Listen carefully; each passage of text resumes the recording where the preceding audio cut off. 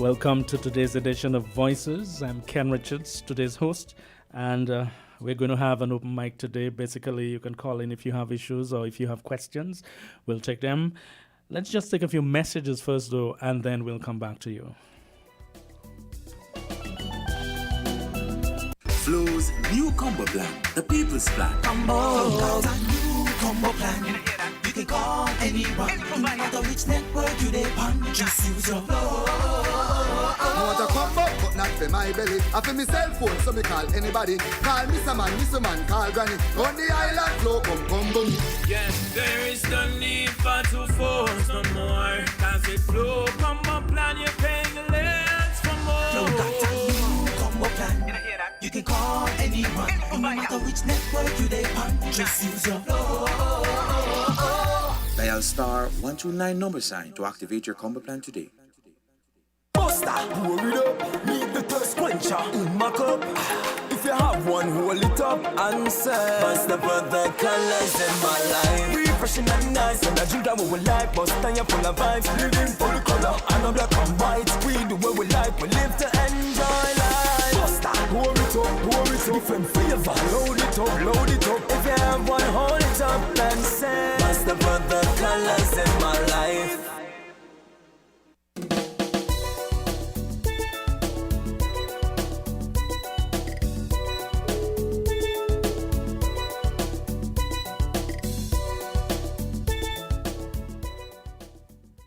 Welcome back, and we do have a phone call already, so good morning, and let's hear you, please. Sir. Good morning, Mr. Richards. How are you doing, sir? I'm doing well. Go right ahead, please. Mr. Richards, what is on my mind this morning? First of all, looking at Ralph Gonzalez, I believe, to me, in my personal opinion, insulting himself in Diana's election. Mr. Gonzalez is not even the current CARICOM chairman as yet. Mayor Motley is. And to go on ahead and say that the recount, CARICOM would not allow the recount to set aside, I think it's wrong on his part, because they have not even finished the fourth stage, where even the opposition is asking for it to be null and void because of the irregularities that are involved. And to look at in his capacity when he would become chairman of CARICOM, when you look at what would allegedly happen in two previous elections, even further back in his country, does the opposition have the authority to go and ask for recount? Look at the court matters that involve his election. I think that it's ridiculous for him to go on ahead and insert himself in Guyana's election, which has not finalized yet based on the procedures that the both parties signed to. And let me ask you though, before you go on, was he speaking as politician Ralph Gonzalez, or was he speaking as was he speaking on behalf of CARICOM? Those are two different things. He can have an opinion. Yes, but hear what he said. You can go and look at it. He said CARICOM will not allow the votes to be set aside. Well, I think he will. I think he will try to use his clout in CARICOM, but other leaders may have other ideas as well. Yeah, because the opposition is saying, the government is saying that most of the military, the arms votes were predominantly for them, and at least 8,000 was sabotage, and the government is asking for those votes to be counted. I hope he means those votes also, because the opposition is claiming victory. The other thing that I would like you to check in, sometimes you don't want to call in, but I just feel like this is a burning issue, is the issue concerning Lindsey Graham and General Powell. Again, you heard people talking about them and calling them thieves.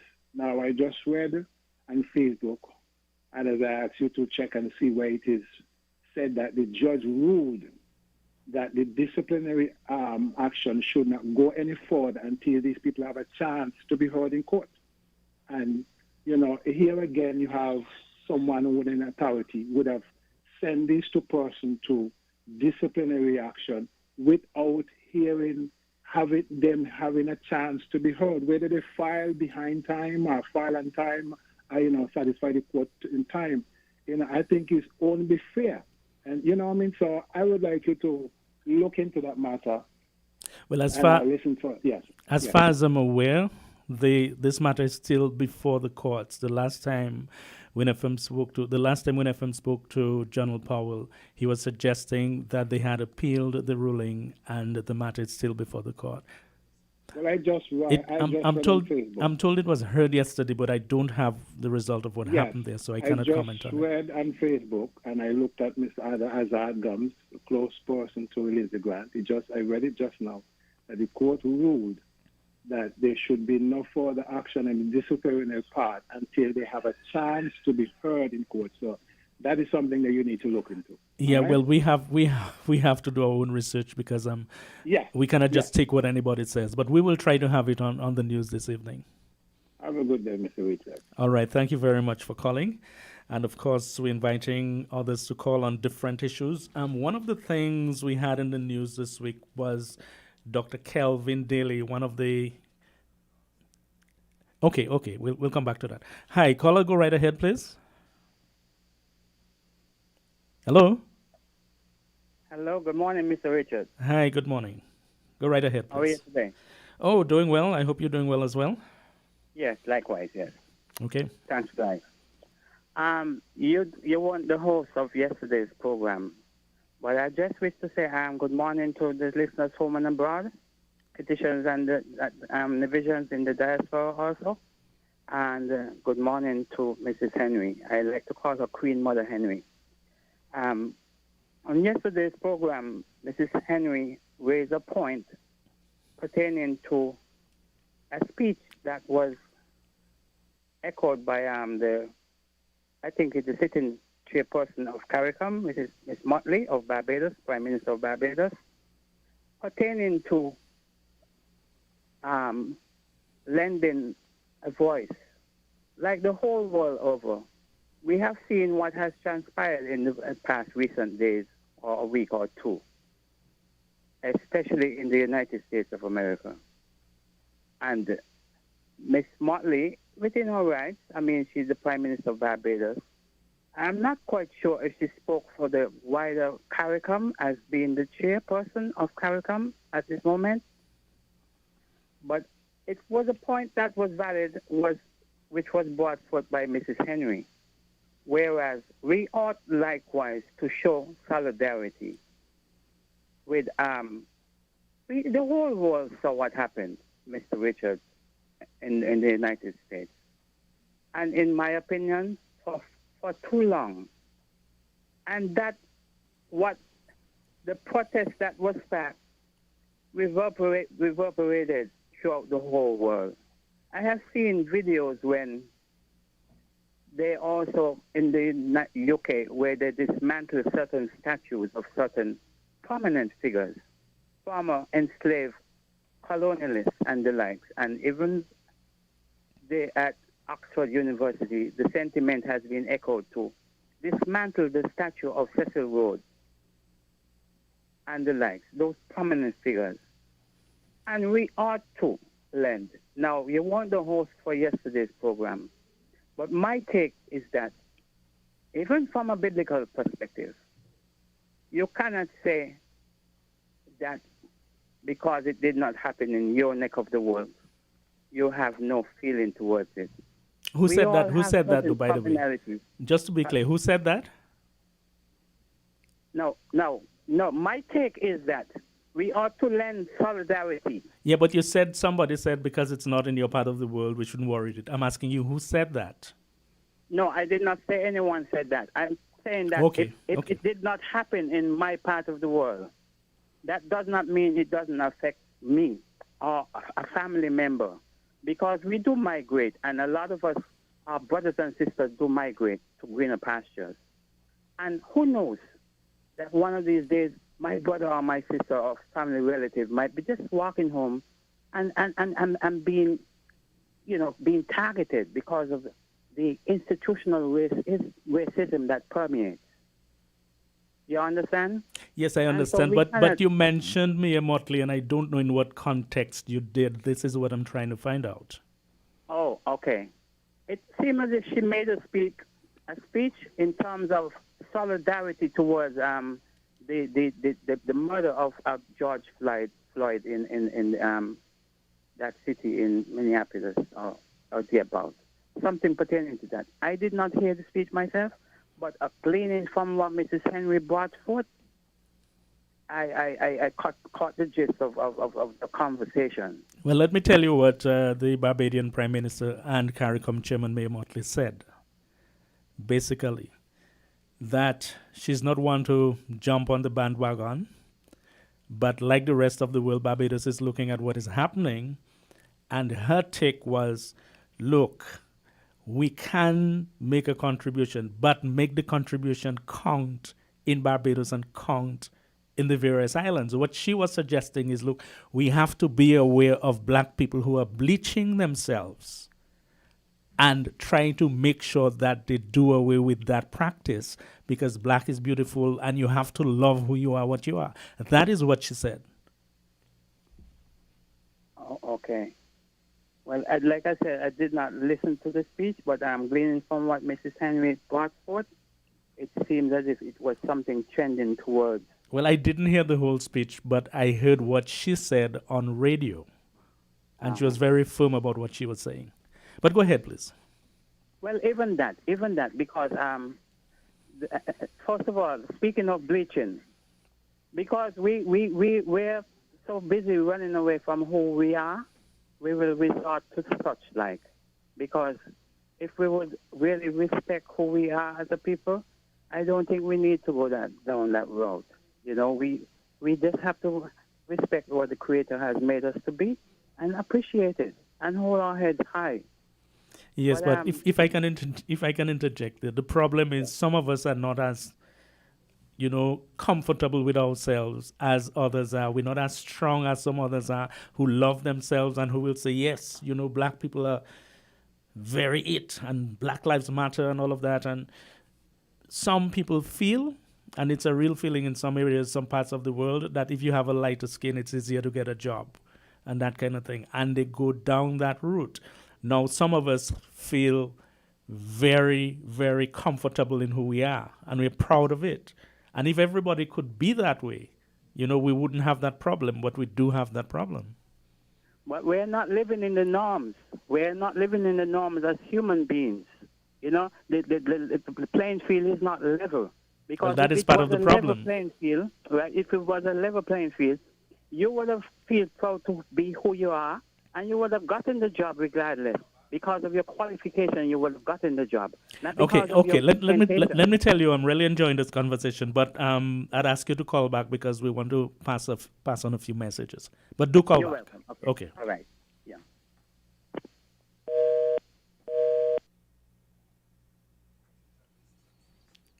Okay. We'll get those messages across in just a minute or two. But some of the other issues we can't. Okay, while we're waiting to pass on those messages, let's take another call. Hello. Good morning. Hi, good morning. Yes, and greetings to you, Jesus, the only Savior of sinners, and second person of the eternal Trinity. Now, first of all, I would like to just reiterate something. It does not matter who wins the election. It does not matter who is in government.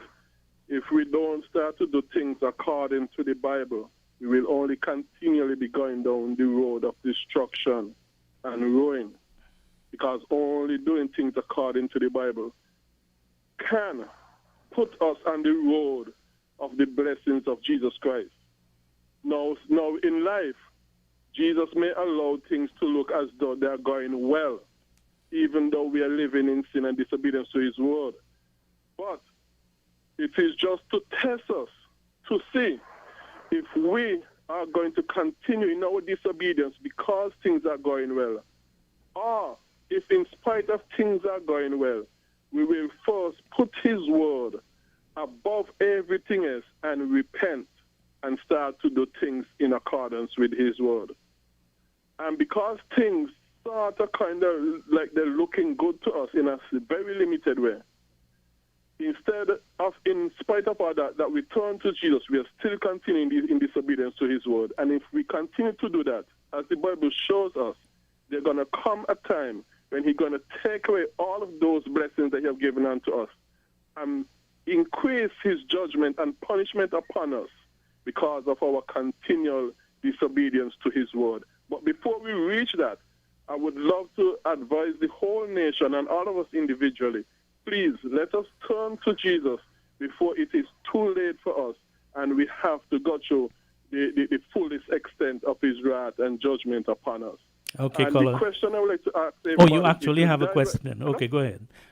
Yeah, and the question I would like to ask everybody right now, if you die today, right now, where will you go? Heaven or hell? Do you know? Because only the blood of Christ can save us from hell to be in heaven for eternity. You wanted to say something to me? No, I was going to tell you thank you very much, but you had a question, so I let you go ahead. But do feel free to call back later if you have any other serious Only Jesus national is the answer. issues Thank you very have to. much. Okay, all right. We have a few messages now.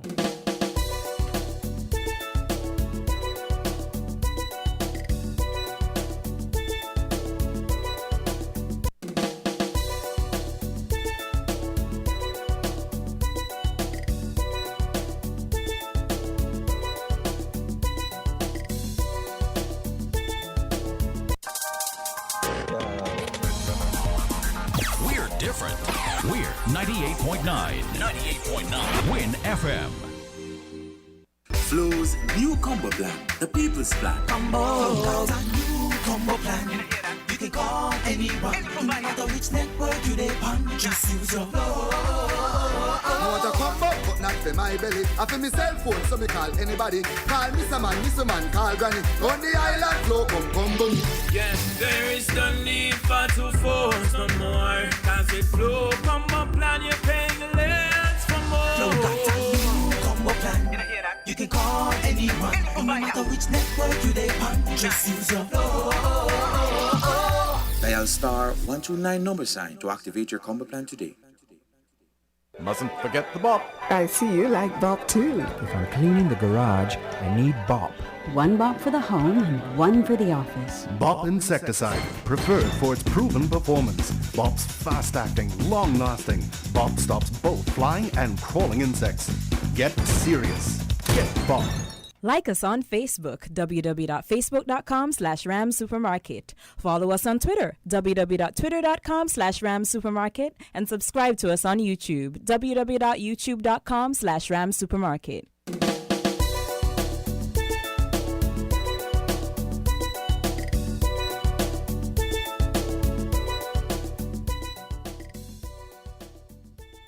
With voices, and of course, it's an open mic, as I said earlier.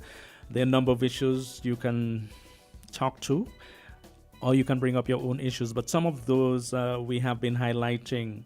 The Charlestown Accord, didn't mention it before, but the accord between the three political parties in Team Unity. Some caller to another program asked this week whether it was still in effect or whether they would have to have a new accord. And Dr. Kelvin Daly, who was a candidate for the Nevis Reformation Party in the election, responded and was making a few choice points. He said, among other things, that there were three Nevis representatives in the government that just ended. Now there were two actually in the government that just ended.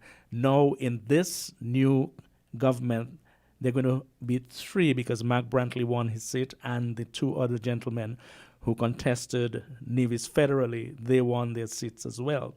And Dr. Daly was saying essentially, which I found fascinating actually, that the two who were there before were better able to leverage Nevis's interests because of the equation at the time. The equation you have now, you have three Nevis MPs, but you also have a Team Unity which has 9 seats. So without the Nevis 3, Team Unity still has 6. So they can actually pass legislation with those 6 without necessarily using Nevis. Nevis, of course, is part of the coalition, but Dr. Daly was saying, look, you may want to leverage things in the interest of Nevis. It's going to be harder this time under this government because Team Unity had less last time, so the seats Nevis had were very important. This time they're still important, but you have the PAM, People's Action Movement, with 4 seats. You have Dr. Harris's People's Labour Party with 2 seats, so that's 6 altogether. Let's just pause a minute because I think we have a call. Hello? Good morning, good morning. Hi, good morning. And how are you today? Oh, very well, Miss Henry. How are you? I'm here giving God thanks. Good morning, Brother Gregory. Keep up the good faith. I'm sure he heard you. Yes, he did, man. He did. Listen to me. Okay. Good morning, Mr. Montserrat. So you dropped me from the God people list, but you know how it is. Now let me get to the issue, because I heard Mr. Daly, Dr. Daly. Now, somebody forgot to ask him if the NRP renewed its thing with the Labour Party. Because as you are aware, or you might be aware, let me say you might, that when they went into 2015, Labour signed one with NRP, and they're saying it's parties with the Nevis party. Are you aware of that? Did you hear them talking this time around? Are you aware that NRP and Labour had... Did you hear them this time around this election that's talking what at all about whether they were a coalition, whether they were moving in this time? Miss Henry, just hold on a minute, please. Did you hear them this time talking about we're going into the election as a coalition? I don't think anybody heard that around this time. But everybody understood it was that, because they were using the same things. They did everything together. This time around? Yeah. I didn't get that impression at all, but go ahead. Really? If you I listen to them on the other station, the same kind of people, same position, same kind of politics. It was understood, they talk about implied, right? Go ahead. Go ahead. That if Labour win and NRP win, so everybody in Nevis knew for sure that NRP and Labour were going in together. It was clearly implied. And I said to myself, how come I haven't heard them talking about what they're going to get? So it was, to me, it was a bit kind of off when I heard Dr. Daly making his statements. And you do the maths. 3 out of 9 in 1/3? 3 out of 9. Yeah, go ahead, no and problem. 2 out of 7 is what? I'm not very good at maths, Miss Henry. I'm leaving that to you. You go, just do the math. And anyway, somebody out there help him. 2 out of 7. Because I had 7 last time. 2 out of 7. We're talking the same story. It's a maths, You're not talking the same story for the simple reason that 2 out of 7 leaves 5.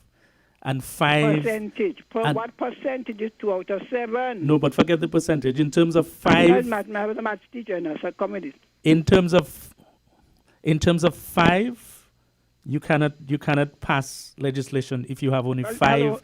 If you have only 5 out of 11. If you have only 5 out of 11, you cannot pass legislation. You could rule with 5. The Labour Party ruled with 5, so you could rule with 5. And it is not numbers, it is power. You're quite aware of it, You could have all the numbers. It is who has the power. Now let me get to the point, because when I hear him, I say, he can't be serious. He cannot be serious. Well, let me ask you, Miss Henry. I don't want to distract you. Right? I don't want to distract you. Let me just ask you.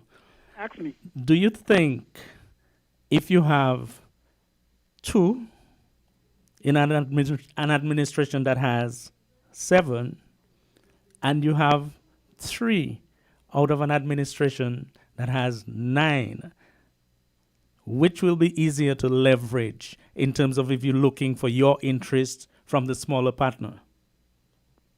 So you have 2 out of 9. You have 1 out of 7. You see where we're heading? PLP has 1. They had 1, they have 2. So we cannot be illogical. No, but we're talking about the current team unity equation. So we're back to the same thing. How many? CCM has 3. PLP has 2. And PAM has 4. That's how we go, right? Yes, indeed. How does the power structure go? So, well, let me ask you. You don't think... No. Let me ask you. Hold on, please. Let me ask you. Do you think Mr. Daly got it wrong when he is suggesting that it will be more difficult this time for the Nevis MPs to leverage in favor of Nevis getting benefits? It does not make any sense. To me, they got more power now because they have 3. You understand what I'm saying? It is illogical. But do you understand what he's saying, Ms. Henry? Do you understand what he's saying? He's suggesting that, look, Team Unity can pass legislation with 6 seats, with 6 of them, right? So the 3 that Nevis has is not as important, say, as the 2 that they had the last time. It does not make sense. You know why it don't make sense? Tell me. Mr. Brantley is the Premier of Nevis. It's not just 3 ordinary people. Mr. Brantley is not the Premier of Nevis. He carry with him. Mr. Brantley is not the Premier of Nevis in the federal parliament. He's the Premier of Nevis in Nevis. He comes in with Nevis behind him. He's not just an ordinary person. Okay, go ahead. Better. He comes in, this kind of a jiggling the maths, and the percentage come out the same. If you look at the power structure, PLP has 2. They have more power than anybody else, you know, because the Prime Minister is the Prime Minister. Well, Ms. Henry, they have more power than anybody else because the others let them have that power. Have you known, even in the UK, I wouldn't even bother to go to the US. They got the power. Maybe they don't exercise it, but they have it. And for Mr. Daly to make that it don't make no sense. You're talking about the Premier of Nevis and then the Deputy Premier of Nevis. Eh? They alone could thing. You see how you followed. I know you were quite active in the politics, right? You followed the discussion, and you heard the others saying in the party who said this and who ain't that, and who could do and who could not do, who have power and who don't have power. Mr. Daly thing don't make sense. How, and to any sensible person, you're going to come now with 3 and have less thing? Okay, you've said that. Tell us what makes sense. It makes sense for each party, because remember at the end it's still a federation, for each party to, when you come to the table, you come with what you want, and there has got to be compromise. Number one, let me tell you something that some people don't know. And I heard Mr. Brantley make the statement. Now, the Constitution states what percentage Nevis should get. This ain't a guess. It is written in the Constitution. It is based on the proportion of the population. Do you know that? Just answer me. Do you know that? Go ahead, Ms. Henry. Make your point. All right. Now, so let us say they get 100 and a quarter for them. Now, there are certain, because I used to work on the government account, so that's telling you how the story goes. There are certain expenses that are joint representation, like the UN, right? Where the country pays the subscription, I think they're called. We call them transfers. Part for St. and part for Nevis. So whatever, when you do the whole number, out of what Nevis should get first, these expenses are to be deducted. So it isn't like you not divide the number and Nevis gone with that. Now, I saw you go. Remember the police, the fire station, certain of those expenses are borne by the federal government. And according to the Constitution, joint expenses are deducted. They are deducted before the sharing starts. Now I want people to know that. God don't say, oh, well, they get 100 and we only get so and so. This is how it is done. And there has got to be good reason. If we say we want to have surpluses, one party can be chucking up. I'm not saying that they are,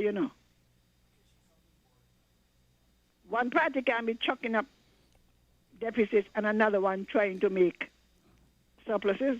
Okay, Ms. Henry, thanks for the thanks for the explanation, but I have to go to another caller now. You can always call back. Go to another caller. Mr. Feel free to call back, though. Hello?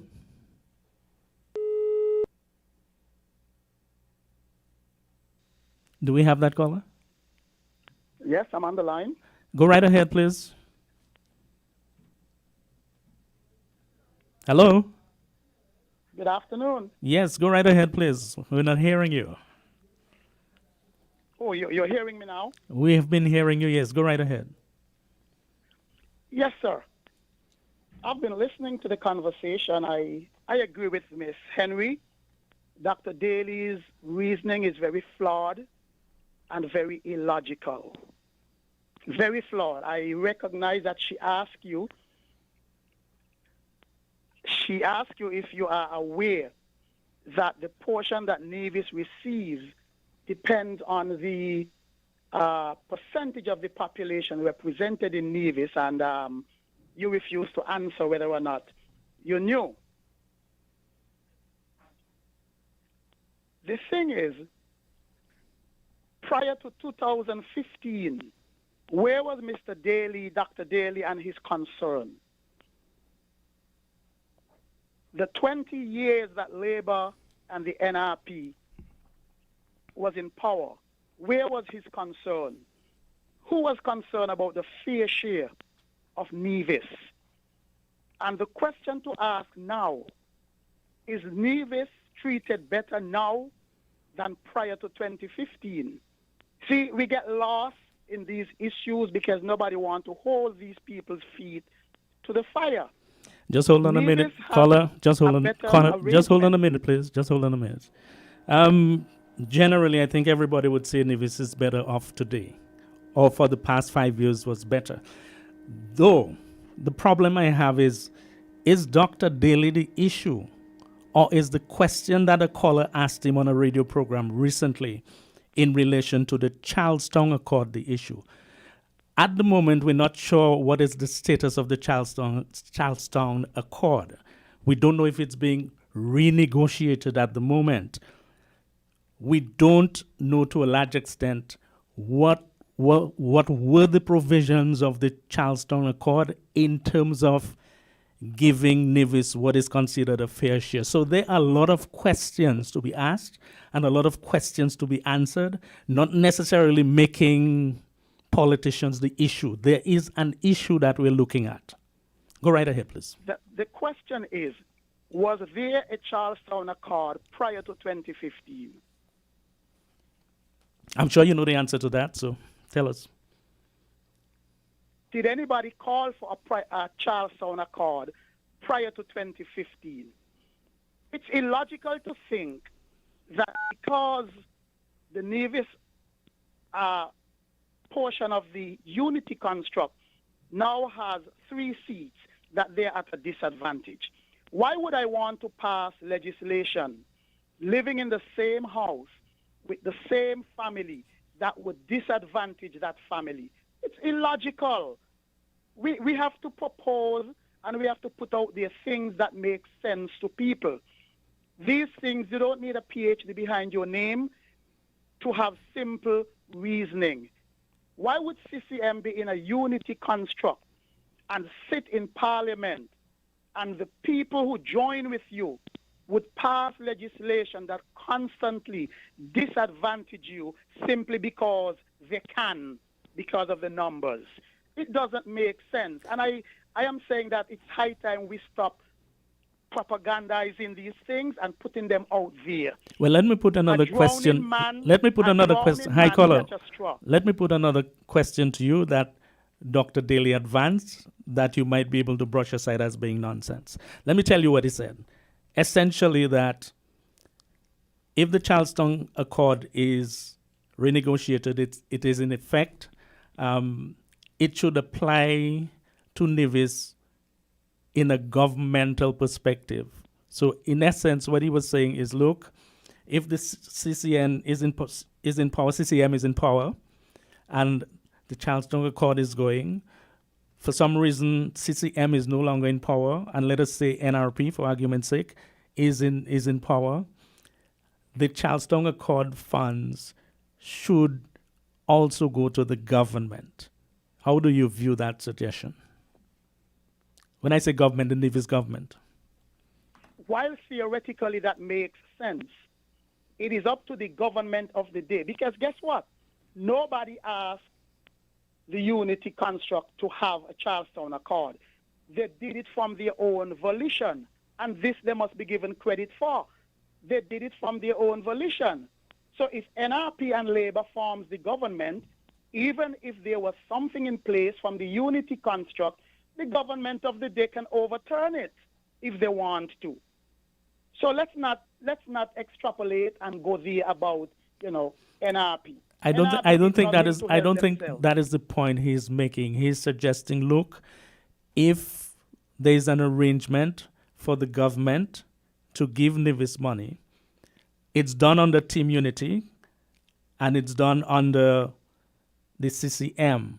What he's suggesting is that should continue even though the CCM is no longer the NIA in Nevis. But if you think it should continue, why didn't they, in the first place, join with Unity? If Unity is doing something that's good and he think it should continue, see, that's the problem I have. They are opposing, but they still think that what you're doing should continue. It doesn't make sense. Let's be realistic. You can't go to the devil for justice. You can't go to the devil for justice. If it is good and NRP think it is good, well, why not let NRP come over and join with Unity? I mean, people have common sense. You don't have to be called Dr. Nothing, but there is common sense. NRP thinks it is good, but yet they won't join with what is good. They're standing afar and arguing that this thing should continue. I mean, I give them a bit of credit for having the vision to see that it is far better than it was prior to 2015. But they cannot decide what should be done. They're not in any position to decide that. Okay, caller. If something is done and they support it, join with the people who are doing it and make it stronger. Don't just stop out there and decide this should be done. Okay, caller, you've made the point and you've made it well. Thank you very much. Let's go to another call. Hello. Hello. Hi, good morning. Hi, good morning. I'm listening to the conversation. I must then say, even without an agreement, I must then say, Madam, congratulations to the St. Kitts and Nevis and a good election. Peaceful as usual. And for the winners, congratulations. Even to the losers, congratulations, because everybody took part. And it's only make our country better. And we should say democracy work and the work well. I just want to say that. The other thing, without an agreement, the Constitution make it clear. I do not think a lot of people understand our Constitution. It says what should be when it comes to the governance of St. Kitts and Nevis. What the federal government is responsible for both islands, and what the Nevis Island Administration is responsible for Nevis. Unfortunately, Nevis has a local government. St. Kitts does not. Okay? St. Kitts doesn't have one. So at the end of the day, the Constitution speaks to how the government should be, what should be the allocation of everything, and therefore the federal government is responsible for both St. Kitts and the Nevis. So even without an accord, the federal government is still supposed to fund certain things. But Nevis failed to do so. If Nevis requests for help from the federal government, they can sue the federal government if need be. And these are the simple things we fail to understand, because the federal government is responsible constitutionally for the entire country of St. Kitts and the Nevis. But along the Nevis same is not a country, and St. Kitts is not a country. They have two islands make one country. along the And same the only- lines you go in though, why did the three parties feel the need to make a Charlestown Accord? Because there was this suggestion, there was this suggestion earlier that Nevis wasn't getting its fair share. But you see, it boils down to who works the system. And therefore, even without that, the Constitution said, but if some person sees best not to follow the Constitution, then if they didn't know now, and that's why I say a lot of persons who should know the Constitution do not know it, the Nevis Island administration then could have sued the federal government. Because the federal government is ultimately responsible for the country of St. Kitts and Nevis. And people are not understanding that. They did that because what happened? It was a practice, and they believe that the federal government is not obliged to help Nevis. No, but the Constitution made it clear. It says what Nevis is responsible for. And everybody who talking fail to understand, if they check the Constitution, they would realize, as somebody pointed out, it was an agreement for the person to make it appear and everybody could see it's a fair thing and they want to make sure Nevis gets its fair share. But the Constitution said Nevis should get its fair share in the first place. So those guys in the party who went and did whatever, because they realized, you know what, the Constitution wasn't functioning according to the Constitution. And to make everybody realize that we're going to do certain things, they just come to the agreement. But without that agreement, the Constitution make it clear. Okay. And this is the point we should think, and we should have to examine the Constitution, because a lot of people came in and say, I think, and I think. You cannot go to the court and say, if you are, let's say you from St. Kitts, and somebody going to come and say, no, I believe you're from Nevis, but your birth certificate says you're born in St. Kitts. Yes, are you born in, let's say, Antigua, for example? They say, no, I'm from St. Kitts, and somebody say, well, Antigua is responsible. No. Unless you become a citizen of Antigua by somewhere, they can't be responsible for you. Okay, caller. Thanks for the explanation. Thank you very much. Let's now take. You have another call? Yeah. Okay, we have another caller. Hello. Hi. Hello.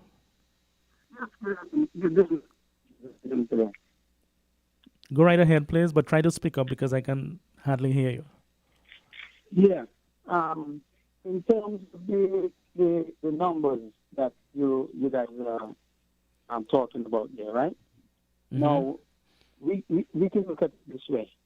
Now, if in 2015 you are in a right?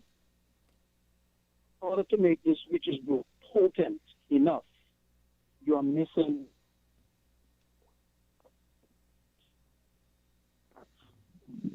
Go ahead, please. Other ingredients make a compromise. It is one ingredient. Have all with this particular one. So you make this compromise through this. You have the ingredients and the formula, and you are able to right. Now you're coming up against the giant again.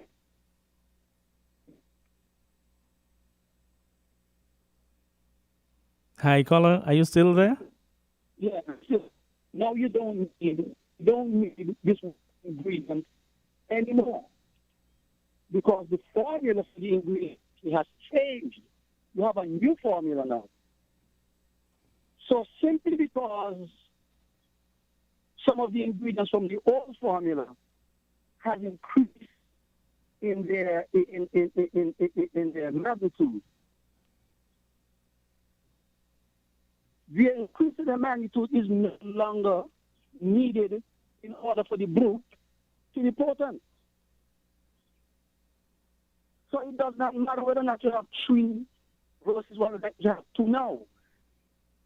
If there's any, in other words, if there should ever, unless you put it this way, let's put it forward, there should ever be a conflict within the team, right? And the conflict mainly comes from the side that you have no bargaining power within the conflict now because it's not needed. And politics is all about what is needed now, not what was needed yesterday. Or not sometimes not even possible what is needed next week. Is what is needed. So, without having a PhD on a big education as some other smart people who calling in and trying to give you all kind of cute answers, it is nonsensical what they're talking about. Just because you simply increase your numbers over needed to 3, but your numbers in the scheme of your numbers in the scheme of things does not matter anymore. Because anyhow you put it, there is a separation. And because of that separation, your numbers really doesn't matter. Your number is just there. If, in case. What if? That's all Nevis is right now. If, in case, what if? Okay, caller, thank you very much. Thanks for sharing your point of view. I think we want to take a few messages now, and then we'll get back to the telephone. Quicks, quicks, quicks, quicks, quicks, quicks, quicks, quicks, quicks cleans many, many, many, many dishes and many, many, many, many, many, many more. Quicks cleans many, many, many, many dishes and many, many, many, many more. Yes, Quicks cleans many, many, many, many dishes and many, many, many, many, many, many more. Just one spoonful of concentrated Quicks cleans your whole sink full of dishes. Quicks, Quicks, Quicks, Quicks, Quicks, Quicks, clean. Quicks cleans many, many, many, many dishes and many, many, many, many, many, many more. Quicks, we wash more dishes. Like us on Facebook, www.facebook.com/ramsupermarket. Follow us on Twitter, www.twitter.com/ramsupermarket. And subscribe to us on YouTube, www.youtube.com/ramsupermarket. Flow helps you stay connected to what matters. Simple plans and a better network mean that you can enjoy 30 days of unlimited social messaging, 10 gigabytes of reliable data to use as you like, and 1,000 local anywhere calls and texts with the always-on prepaid plan, all for $100. Keep your number when you switch to St. Kitts' most reliable LTE network. Switch to Flow. It only gets better.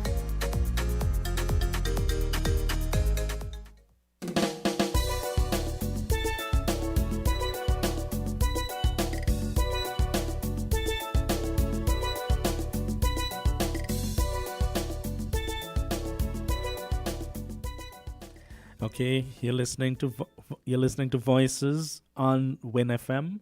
It's about 11:48, and of course we have the headline news coming up at 12 o'clock. But I'm sure we can take a few other calls before that. So let's go to the telephone. Hello. Okay, we missed that one. So, but we have been talking about the Charlestown Accord, and of course there are other matters we can talk about. The Labour Party has been suggesting that there were irregularities in the last elections. We have a call though, so let's go to the telephone. Hello? Hello? Can you hear us? Okay, as I was saying, we have the Labour Party suggesting there were irregularities in the June 5th elections, and they have singled out, in fact, Dr. Drew in particular singled out what he claimed were irregularities, and the Labour Party wants to do something about that. So if you want to comment on that as well, you can. We have this situation of since the election, the Prime Minister, Dr. Timothy Harris, has been sworn in, but the other ministers have not yet been, and we're not sure when they're going to be sworn in. If you want to look at that as well, you can. Hello? Hi. Is someone there, please? Hello? Hi. Go right ahead, please, with your comment or question. Good day. Good day. Yes, I would like to say that the Constitution has said most and many things. Yet, many of the laws are broken and they are breached. The Constitution is only convenient to persons when they see the need for it. The thing about it is, the Constitution, it is said, stated about the revenue sharing and the proportional ratio in which it should be shared between both islands, including, well, Nevis.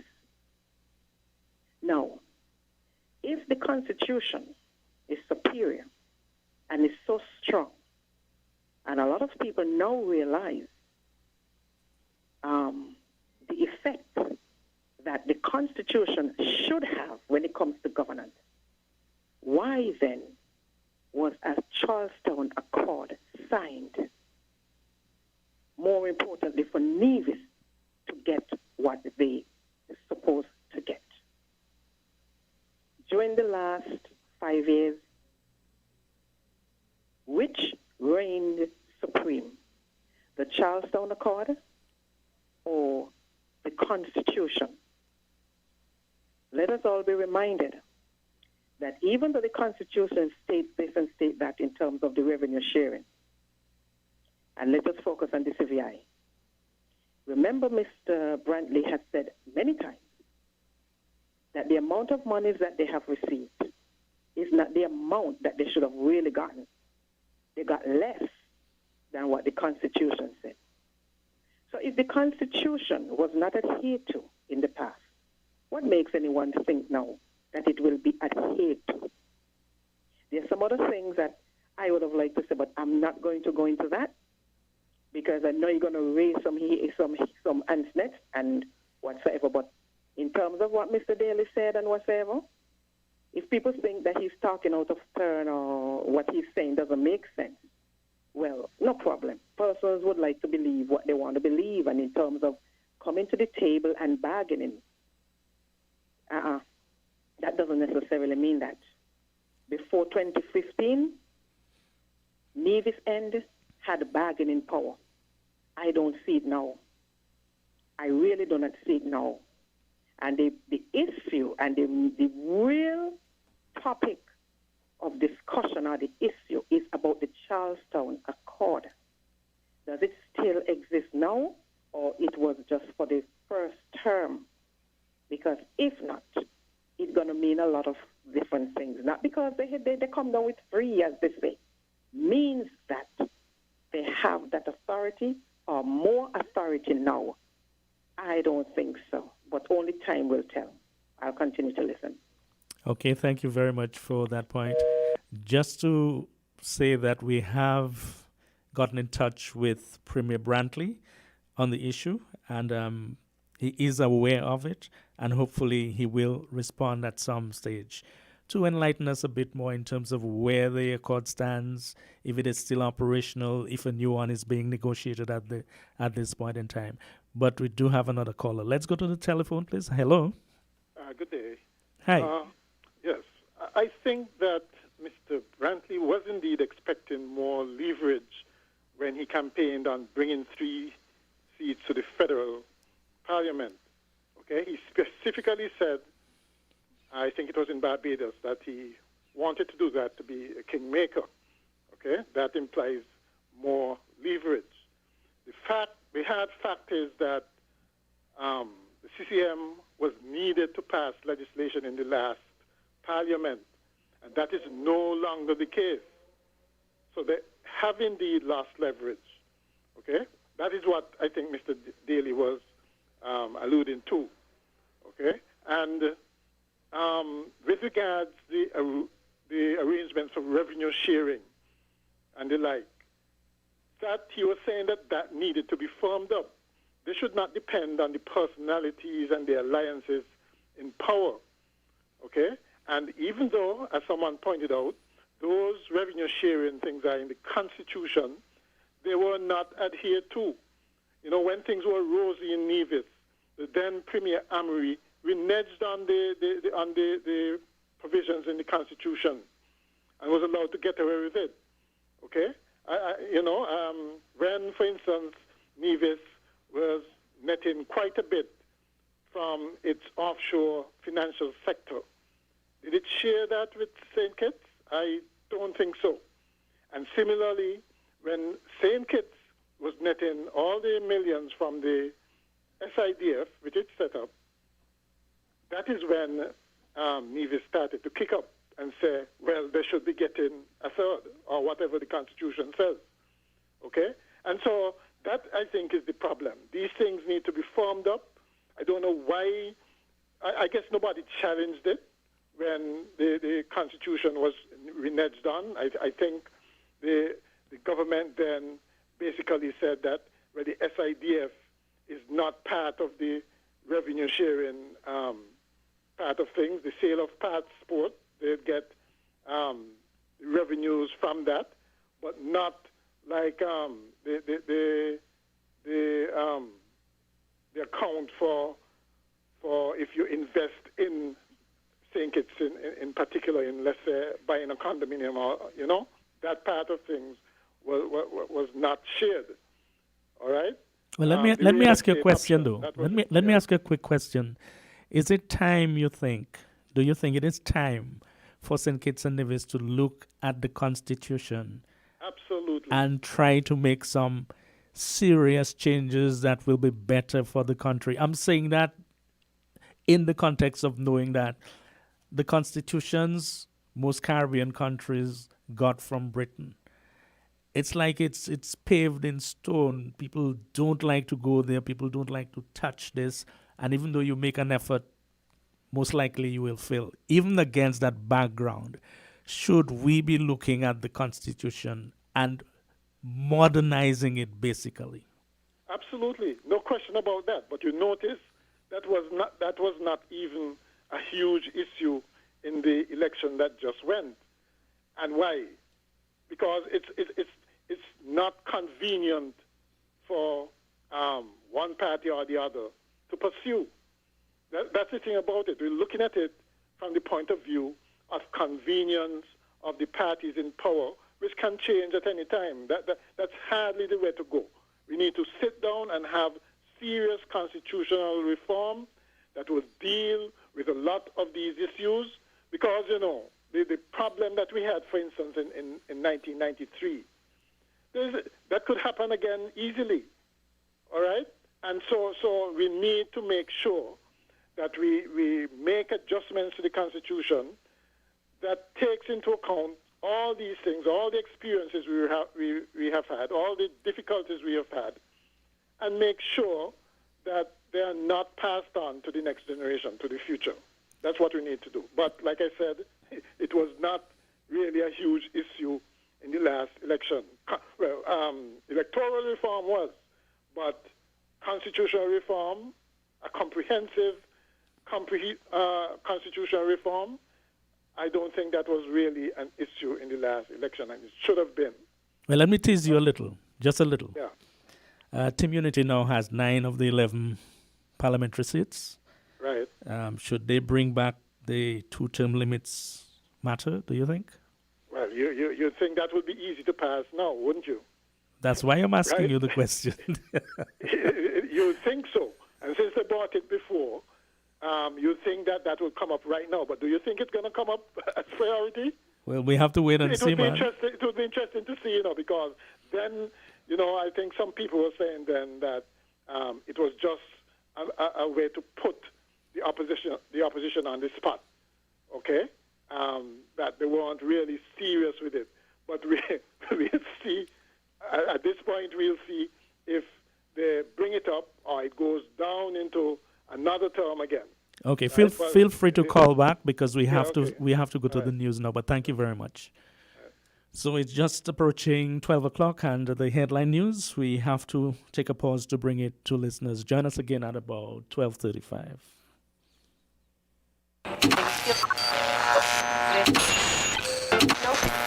You found the sound. 98.9. Win FM.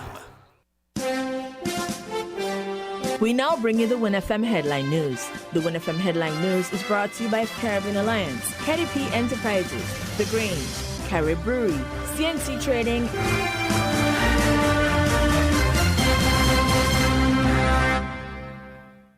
Did you know that the Grange Healthcare Facility is the first purpose-built non-governmental healthcare organization on St. Kitts, offering 24-hour nursing, therapeutic, and residential care for older adults? It's situated at Otley, 7 miles east of Vastair in beautifully landscaped surroundings.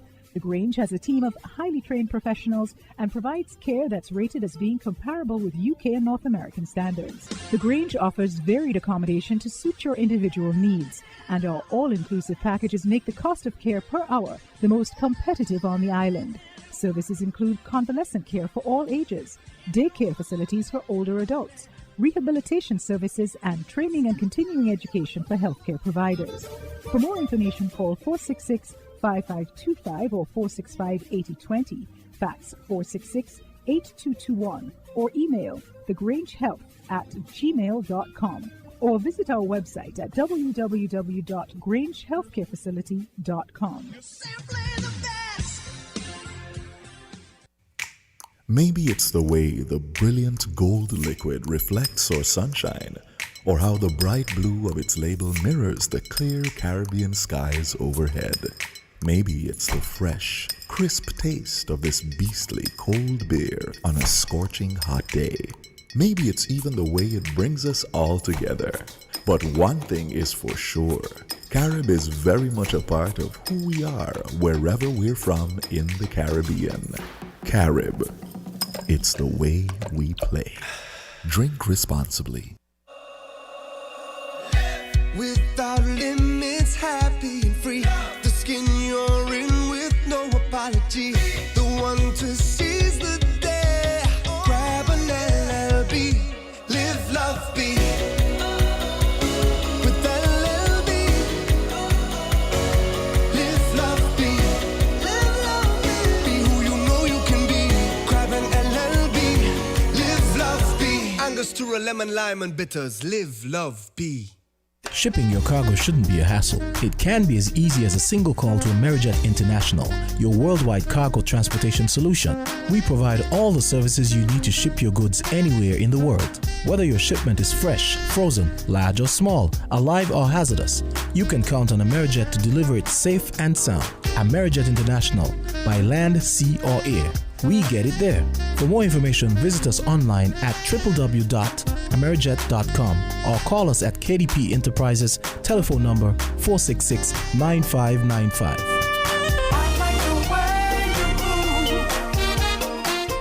Protect your lifestyle with Caribbean Alliance Insurance. Till you walk with a low reputation and service for second to none. Securing you is our mission.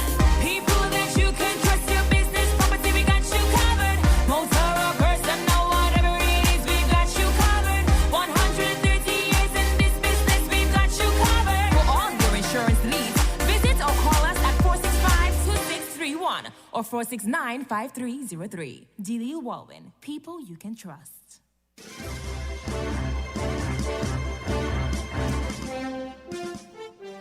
After 3 months, there is still no government in Guyana, and likely the wait could be longer for a president to be sworn in. Citizens and residents in the sister Caribbean member state went to the polls on March 2nd, and the results have been marred with recounts and claims of voter fraud. Representative from the incumbent APNU plus AFC coalition in Guyana, Aubrey Norton, is one who has been highlighting some of the claims of irregularities found from the recount process completed on Monday. Well, first of all, one has to understand the context. You're aware that both political parties contended that they would have won the elections.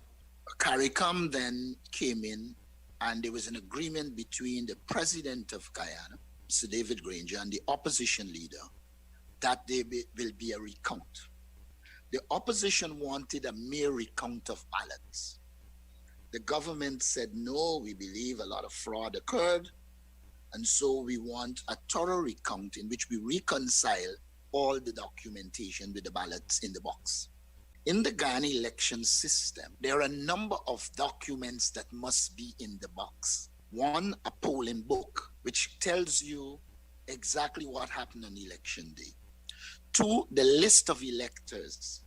This is important because it is on that list you strike out of those who would have voted. One region, Region 4, there were 41 boxes which had no documentation at all. It did not have OLE, official list of electors. It did not have the extra ballots that should be there. It had nothing. All it had was votes for the PPP. No document to say John Charles or Shelley Narain voted for the PPP, just the ballots. Now that is the equivalent of about 11,000 votes. And so we said readily that this is clear fraud. But this came to the end as we went through every region, 1 to 10, every district, 1 to 10. Remember, Guyana uses a proportional representation system and not first past the post like in the rest of the Caribbean.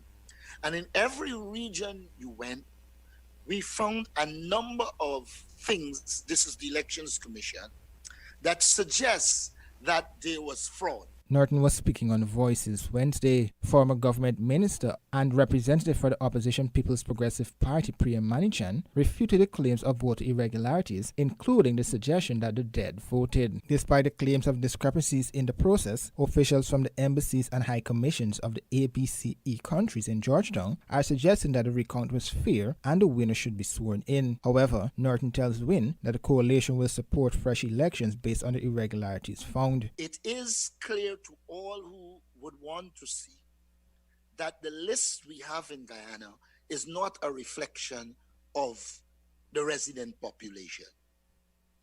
I don't want to get involved in what length of time. That is a GCOM decision. But the reality is that we have to do a proper house-to-house registration so that we can have a credible list. It is difficult, well nigh impossible, to have credible elections if the list isn't credible. More so in a society in which people can use the excess persons on the list to carry out fraudulent acts.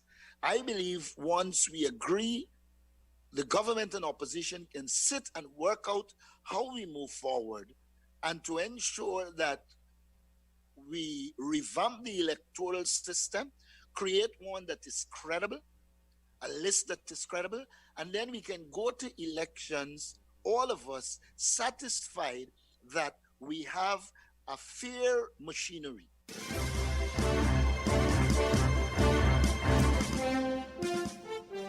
You're listening to the news on WinFM 98.9. The National Emergency Operations Center resumed its COVID-19 briefing Wednesday after a 6-day break from daily briefings.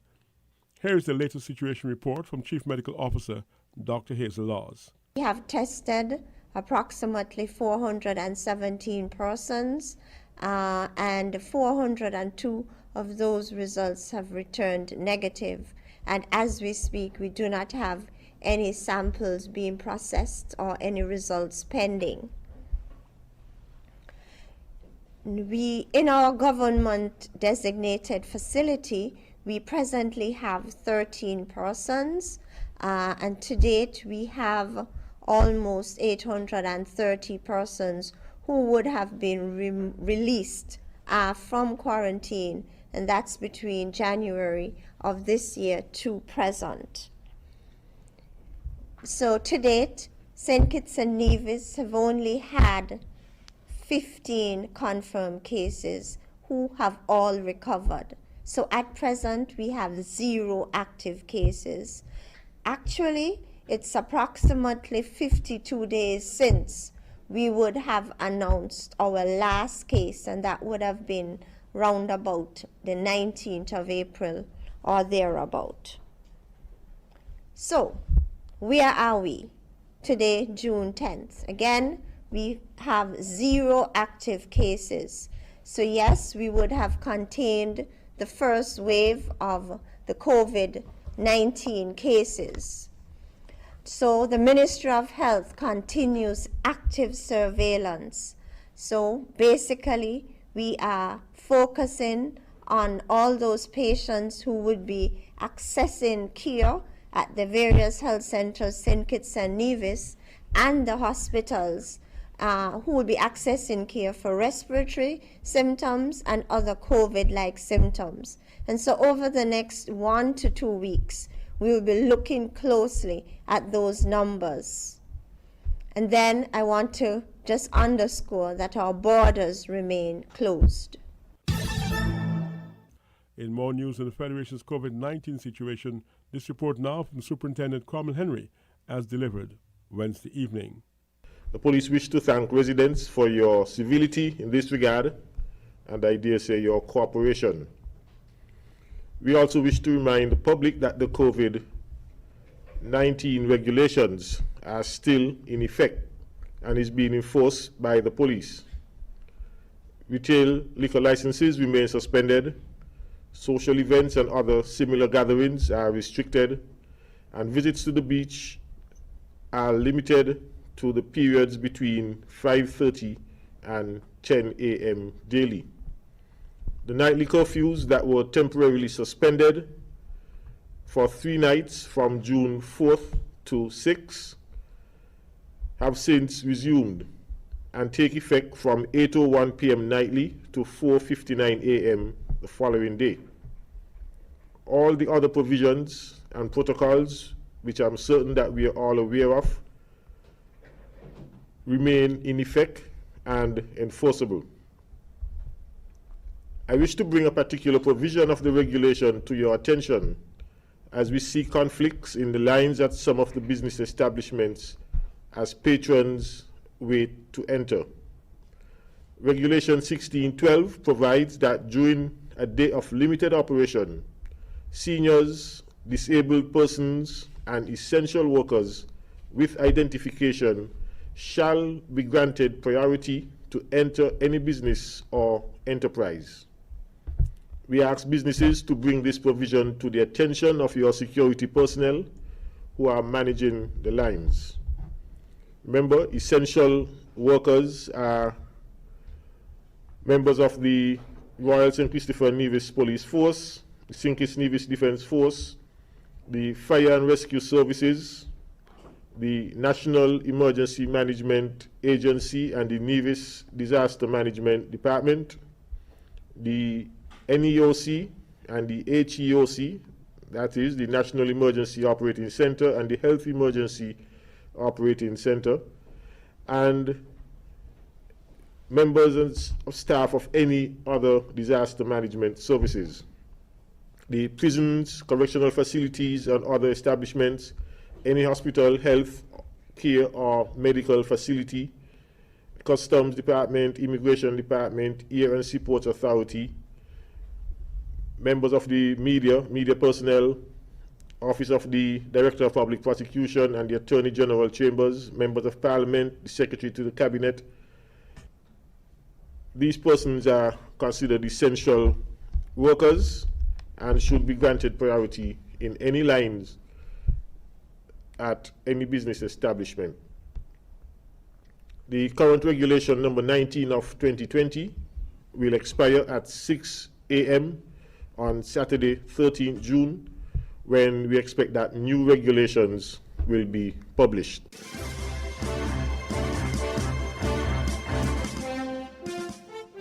Millions are now more at risk of malnutrition and hunger due to the COVID-19 pandemic. It has disrupted food systems globally.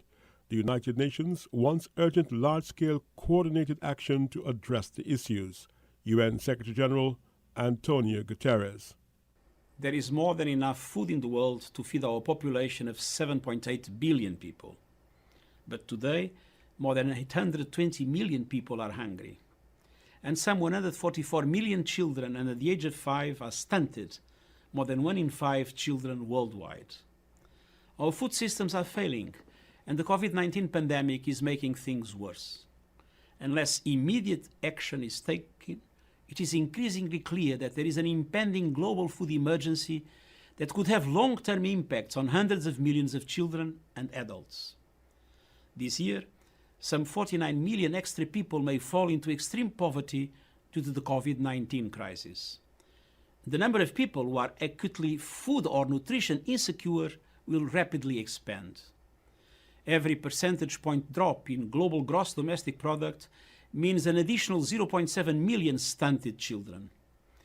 Even in countries with abundant food, we see risks of disruptions in the food supply chain. We need to act now to avoid the worst impacts of our efforts to control the pandemic. The Secretary General launched UN policy brief on the impact of COVID-19 on food security and nutrition as measures to contain the virus, including border restrictions and lockdowns, take a heavy toll on food supply chains. Today, I'm launching a policy brief on the impact of COVID-19 on food security and nutrition. It has three clear findings. First, we must mobilize to save lives and livelihoods, focusing attention where the risk is more acute. That means designating food and nutrition services as essential, while implementing appropriate protections for food workers. It means preserving critical humanitarian food, livelihood and nutrition assistance to vulnerable groups. And it means positioning food in food crisis countries to reinforce and scale up social protection systems. Countries need to scale up support for food processing, transport and local food markets, and they must keep trade corridors open to ensure the continuous functioning of food systems. And they must ensure that relief and stimulus packages reach the most vulnerable, including meeting the liquidity needs of small-scale food producers and rural businesses. Second, we must strengthen social protection systems for nutrition. Countries need to safeguard access to safe, nutritious foods, particularly for young children, pregnant and breastfeeding women, older people and other at-risk groups. The United Nations reports that meat processing plants and food markets are being forced to close in many locations due to serious COVID-19 outbreaks among workers. Farmers have been burying perishable produce or dumping milk as a result of supply chain disruption and falling consumer demand. As a result, many people in urban centers now struggle to access fresh fruits and vegetables, dairy, meat, and fish. The advisory calls for the designation of food and nutrition services as essential, the protection of food workers, the strengthening of social protection systems for nutrition, and building more sustainable food systems by supporting local food producers and providing more inclusive access to healthy and nutritious foods. And they need to adapt and expand social protection schemes to benefit nutritionally at-risk groups. This includes supporting children who no longer have access to school meals. Third, we must invest in the future. We have an opportunity to build a more inclusive and sustainable world. Let us build food systems that better address the needs of food producers and workers. Let us provide more inclusive access to healthy and nutritious food so we can eradicate hunger. And let us rebalance the relationship between food systems and the natural environment by transforming them to work better with nature and for the climate. We cannot forget that food systems contribute up to 29% of all greenhouse emissions, including 44% of methane, and are having a negative impact on biodiversity. If we do these things and more, as indicated by the brief we are launching today, we can avoid some of the worst impacts of the COVID-19 pandemic on food security and nutrition, and we can do so in a way that supports the green transition that we... United Nations Secretary General Antonio Guterres.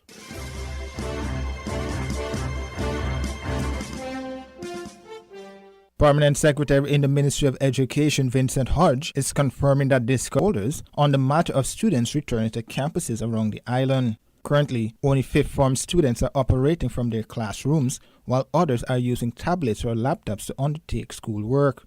Of course, it's under discussion. We have a lot of discussion going on, a lot of virtual meetings. I have a meeting tomorrow with the administrative team. That includes the Chief Education Officer, a Deputy and Senior Education Officers, my Senior Assistant Secretary, and the Personnel Officer. We are meeting regularly on a weekly basis to discuss update and stuff like that. We are currently distributing devices to students, and we are hoping that we might be able to actually start some virtual instruction before we decide when school is going to as it were, when we would stop doing academic work. We expect work to be going on at present. There were some teachers who are working with their students on Zoom and other platforms. The Ministry of Education has actually adopted the Microsoft Teams, and that's going to be that is our platform. So when we're ready to open up for virtual learning, that is the platform that we're using. But in the meantime, we encourage teachers to use whatever platform they're comfortable with to get their students doing some work. Hodge speaking with WIN FM. In St. Vincent and the Grenadines, the government reopened educational institutions last month. Education officials in Barbados too reopened secondary schools on Monday, while a similar position was taken in Jamaica. P.S. Hodge is pleading with parents to ensure that their children have the necessary educational materials to undertake work while at home. Hard copies of work that were given to students. I understand that some students have yet to collect this from their school. So I'm again appealing to parents, if your child did not bring home hard copies of work, you still have the opportunity to reach out to the schools and secure these papers so children can work on. So we are hoping that we can have an actual switch over to virtual learning before we decide we are closing off the academic year.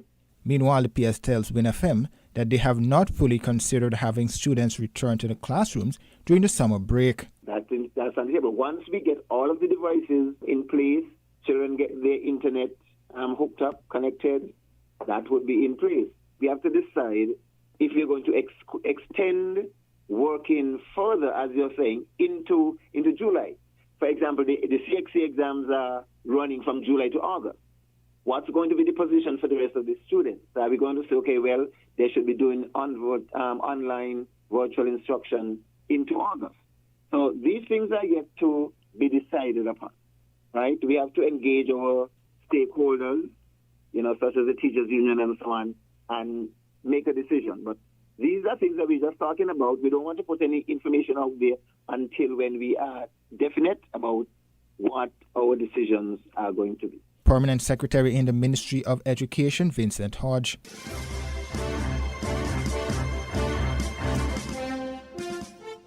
The corporation, not belonging to the corporation. And another who he claims was recently suspended without pay. The chairman's secretary once again accused another union member of stalking and video recording her.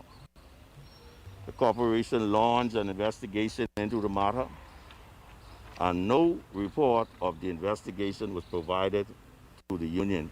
Now, usually following grievances of this magnitude, the union would move to industrial action. However, thanks to some earlier problems, the union found itself before the Supreme Court, and now an injunction halts them from any form of industrial action, whether that be to walk out or even strike. And members feel that the executive chairman is using this to his advantage. This whole case has been so cunningly designed that the Booster Woods case of whether or not we have the validity to strike is tied in to the leadership fight of the management union, and I think that is so unfair.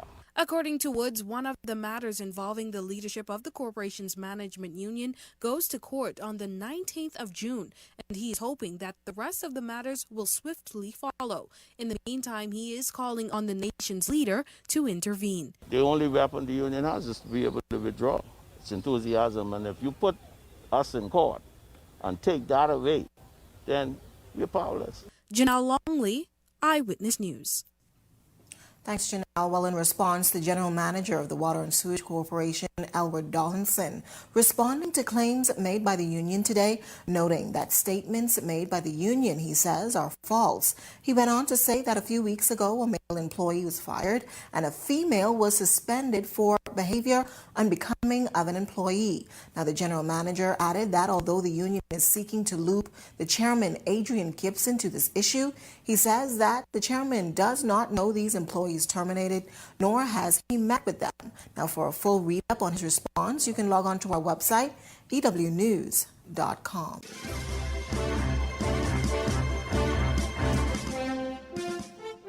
This is Al Jazeera. 75% of the continent's 200,000 confirmed cases had been recorded in 10 countries. A quarter of those are in South Africa, with the Western Cape region, including Cape Town, the hardest hit. The UN agency says a lack of testing kits remains a big problem across Africa. Ahmed Idris says health systems across the continent will struggle to cope with severe outbreaks. WHO report is talking about how 10 countries in particular, with 3 being the hotspots, South Africa, Algeria and Cameroon. And it says that the cases we're going to see in these 3 countries will rise astronomically until such a time that when the vaccine is there for use. Right now, Africa has around 200,000 cases of COVID-19, and 75% of these cases reside in at least 10 countries on the continent. But what is clear is that even before COVID-19, the health systems in Africa are not prepared for a pandemic like this. In addition to that, the reason why we may probably see the rise in number of COVID-19 cases in the coming weeks and months is because of the weak health system in Africa and poverty levels. We're talking about a continent where some of the poorest in the world live, and you are having probably 5 to 6 people living in one small room in Africa. Here, social distancing will be a very, very difficult thing. You're talking about a continent where hundreds of millions of its citizens will have to go out every day to look for money in order to put food on the table. So it's difficult to social distance in such a situation. It only takes one single index case in a rural community, and within a matter of days you have a spread that will affect almost everybody in that community. Right now, the largest concentration of infections are in the cities, the capital and regional cities in Africa. Well, Dr. Michel Yao is the Emergency Operations Manager for the World Health Organization in Africa, and he says early estimates of up to 3.3 million deaths from COVID-19 can still be avoided. This estimation were particularly based on the worst case of having a sustained community transmission without any appropriate measure. But I think since the beginning, one of the good things that we notice in the African countries is that they move towards stronger measures that, of course, affect also communities that is now triggering the ease. But in general, we can notice that what we are observing is lower than what was predicting based on the worst case scenario. But we should not be complacent. If the situation was to really deteriorate, we would have observed health facilities being totally overwhelmed. So we may not have all 100% of the numbers, but we have quite a good proxy that is also showing what is the situation and how the situation is evolving. And I think based on that, the principal thing is to continue having a stronger public health measures. It includes early detection and management of cases. What we are strongly advising countries that we need to put in place measures that can help us to manage COVID as well as dealing with other health conditions. We cannot afford to stop services like vaccination, treatment of malaria, TB, and other diseases. So it overstretches the resources, but countries should try to see how they can, while scaling up response to COVID, ensure continuity of other services that are critical for Africa.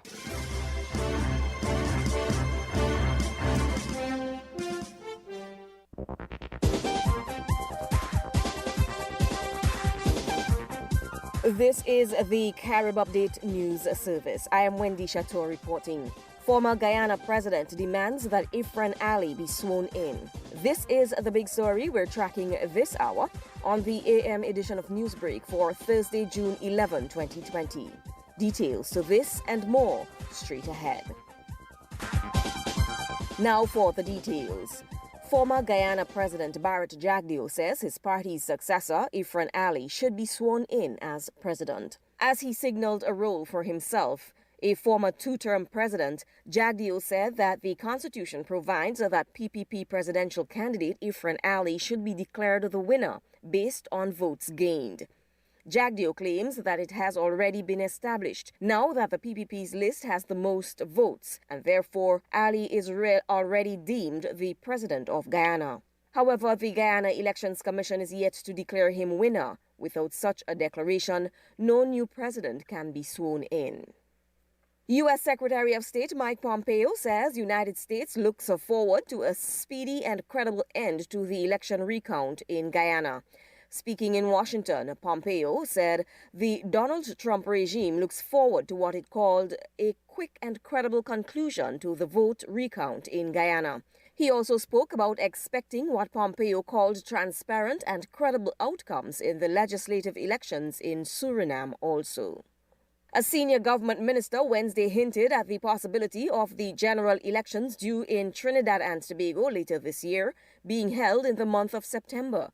Finance Minister Colm Imbert, who has served as Prime Minister on numerous occasions since the ruling People's National Movement won the September 7, 2015 elections, told a parliamentary committee that there is a possibility that the elections could be held before September 30 this year.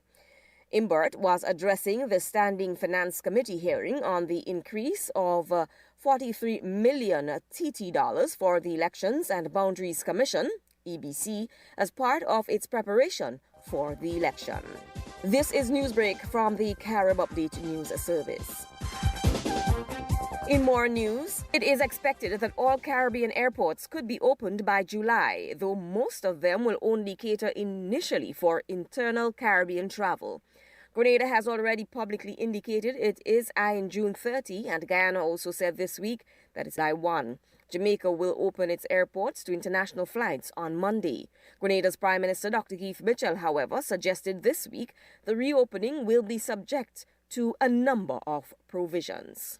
Airports in Antigua and St. Lucia have already been reopened, including to international travel. Cuba will test all visitors for coronavirus when it reopens its international tourism, which will be limited at first to the beach resorts at the Keys of the Caribbean's largest island, Prime Minister Manuel Marrero Cruz said on Wednesday. Unveiling cautious plans for lifting Cuba's partial lockdown, Marrero Cruz said specialists would conduct epidemiological monitoring at hotels where occupation would be limited. Excursions would be restricted to the Keys. Visitors would not be able to visit Havana, the center of Cuba's outbreak, at first. In his presentation to the Council of Ministers, reported by state-run media, Marrero Cruz did not give a time frame for the reopening to tourism, one of the cash-strapped country's top sources of hard currency. The Prime Minister said Cuba would open first to domestic tourism, and further details would be announced soon. These are some of the top stories from around the Caribbean this hour. This has been Newsbreak from the Carib Update News Service, the Caribbean's newsroom. Reporting this hour, I am Wendy Chateau.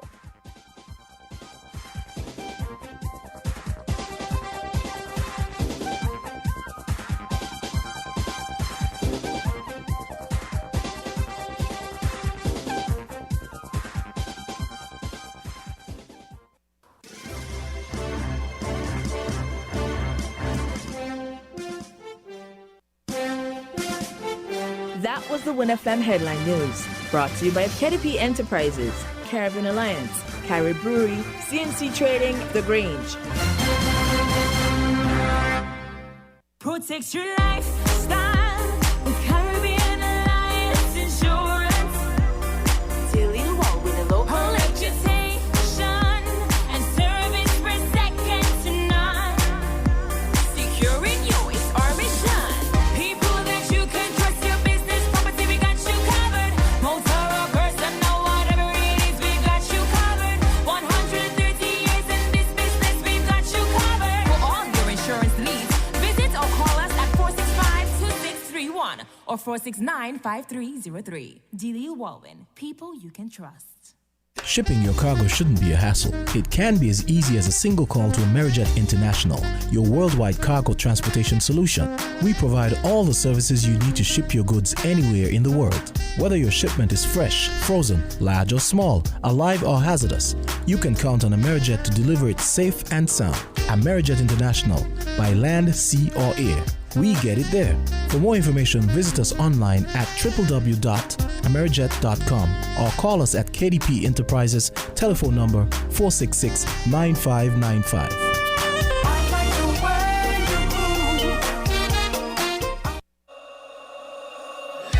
Without limits, happy and free. The skin you're in with no apology. The one to seize the day.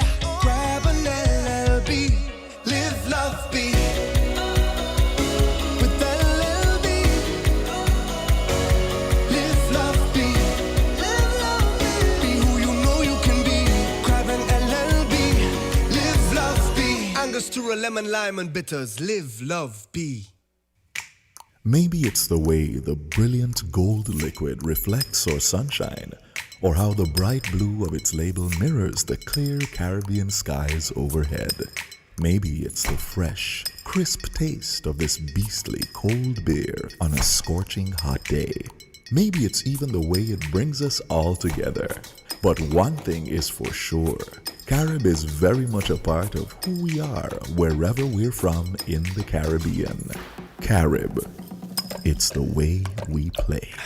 Drink responsibly. Did you know that the Grange Healthcare Facility is the first purpose-built non-governmental healthcare organization on St. Kitts, offering 24-hour nursing, therapeutic, and residential care for older adults? It's situated at Otley, 7 miles east of Vastair in beautifully landscaped surroundings. The Grange has a team of highly trained professionals and provides care that's rated as being comparable with UK and North American standards. The Grange offers varied accommodation to suit your individual needs, and our all-inclusive packages make the cost of care per hour the most competitive on the island. Services include convalescent care for all ages, daycare facilities for older adults, rehabilitation services, and training and continuing education for healthcare providers.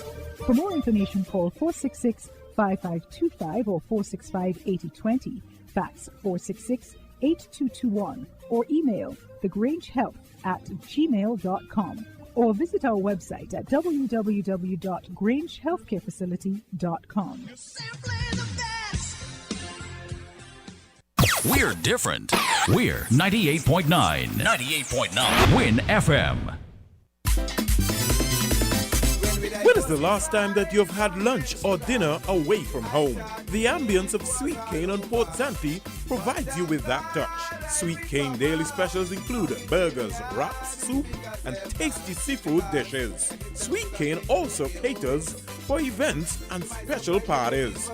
Call our Sweet Cane hotline at 465-4345 or 665-7628. Sweet Cane, they've got the touch.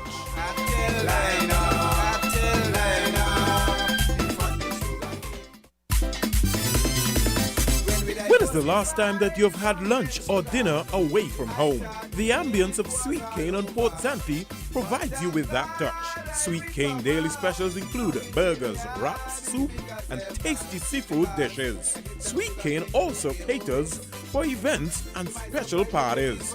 Call our Sweet Cane hotline at 465-4345 or 665-7628. Sweet Cane, they've got the touch.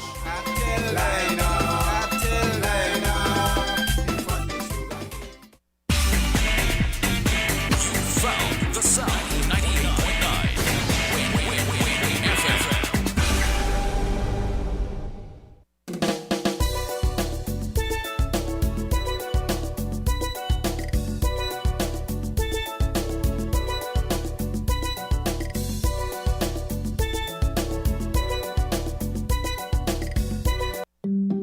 Why not stay in? Turn off the alarm clock and sleep some more on your perfect mattress from Quartz.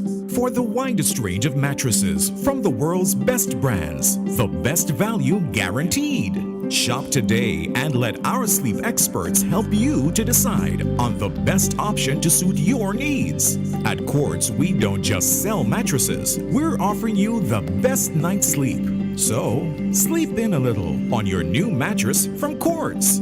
Quartz, bringing value home.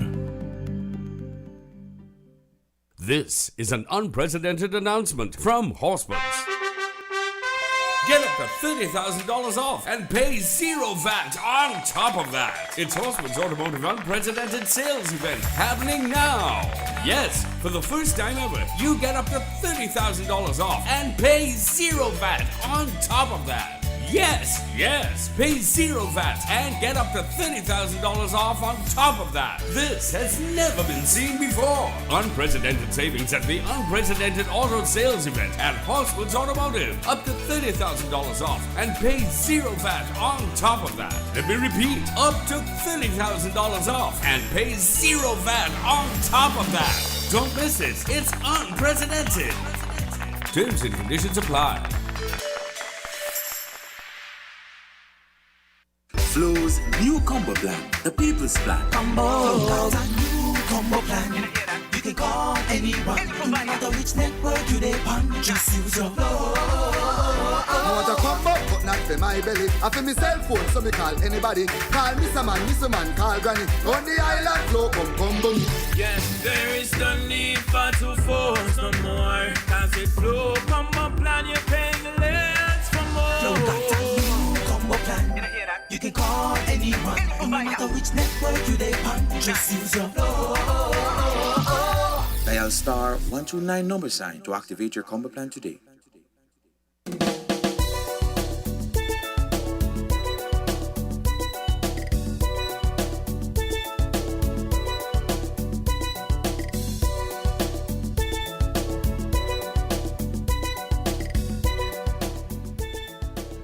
Welcome back to Voices. It's about 12:41 now, and the earlier part of the program we discussed a number of issues, but mainly the Charlestown Accord and its status. Of course, there are other issues we can look at. The St. Kitts Nevis Labour Party is suggesting that there were irregularities in the June 5th elections. The CARICOM Electoral Observers Mission, which was here from Wednesday to Sunday, have described the elections as free, fair, and transparent. So if you want to comment, feel free. Do give us a call. There's also an international issue in terms of the Commonwealth. The Commonwealth ministers, about 54 of them, have decided that Baroness Scotland, Patricia Scotland, the current Secretary General, cannot get automatically reinstated. So that is something that will actually go to an election as well. There has been some concerns in terms of some of her actions, and it had to do basically with some appointment that she made, and the suggestion was it was made to some friend of hers, and they also had some problems with money concerns in terms of how much accountability there was and what happened and whether stuff was overspent and so on. So that is at the Commonwealth level. But please call in if you have a point to make. You can focus on the Charlestown Accord. You can focus on the Labour Party suggestion that there were irregularities in the election. You can focus on the CARICOM Electoral Observers Mission's take that the elections were free, fair, and transparent.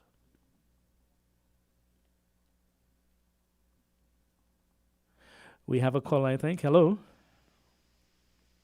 Ken, good day. Hi, good day. Yes. Something wrong this morning. You let me in and then you not hear you. Good afternoon to all the listeners, Ken. Yes, man. Go right ahead.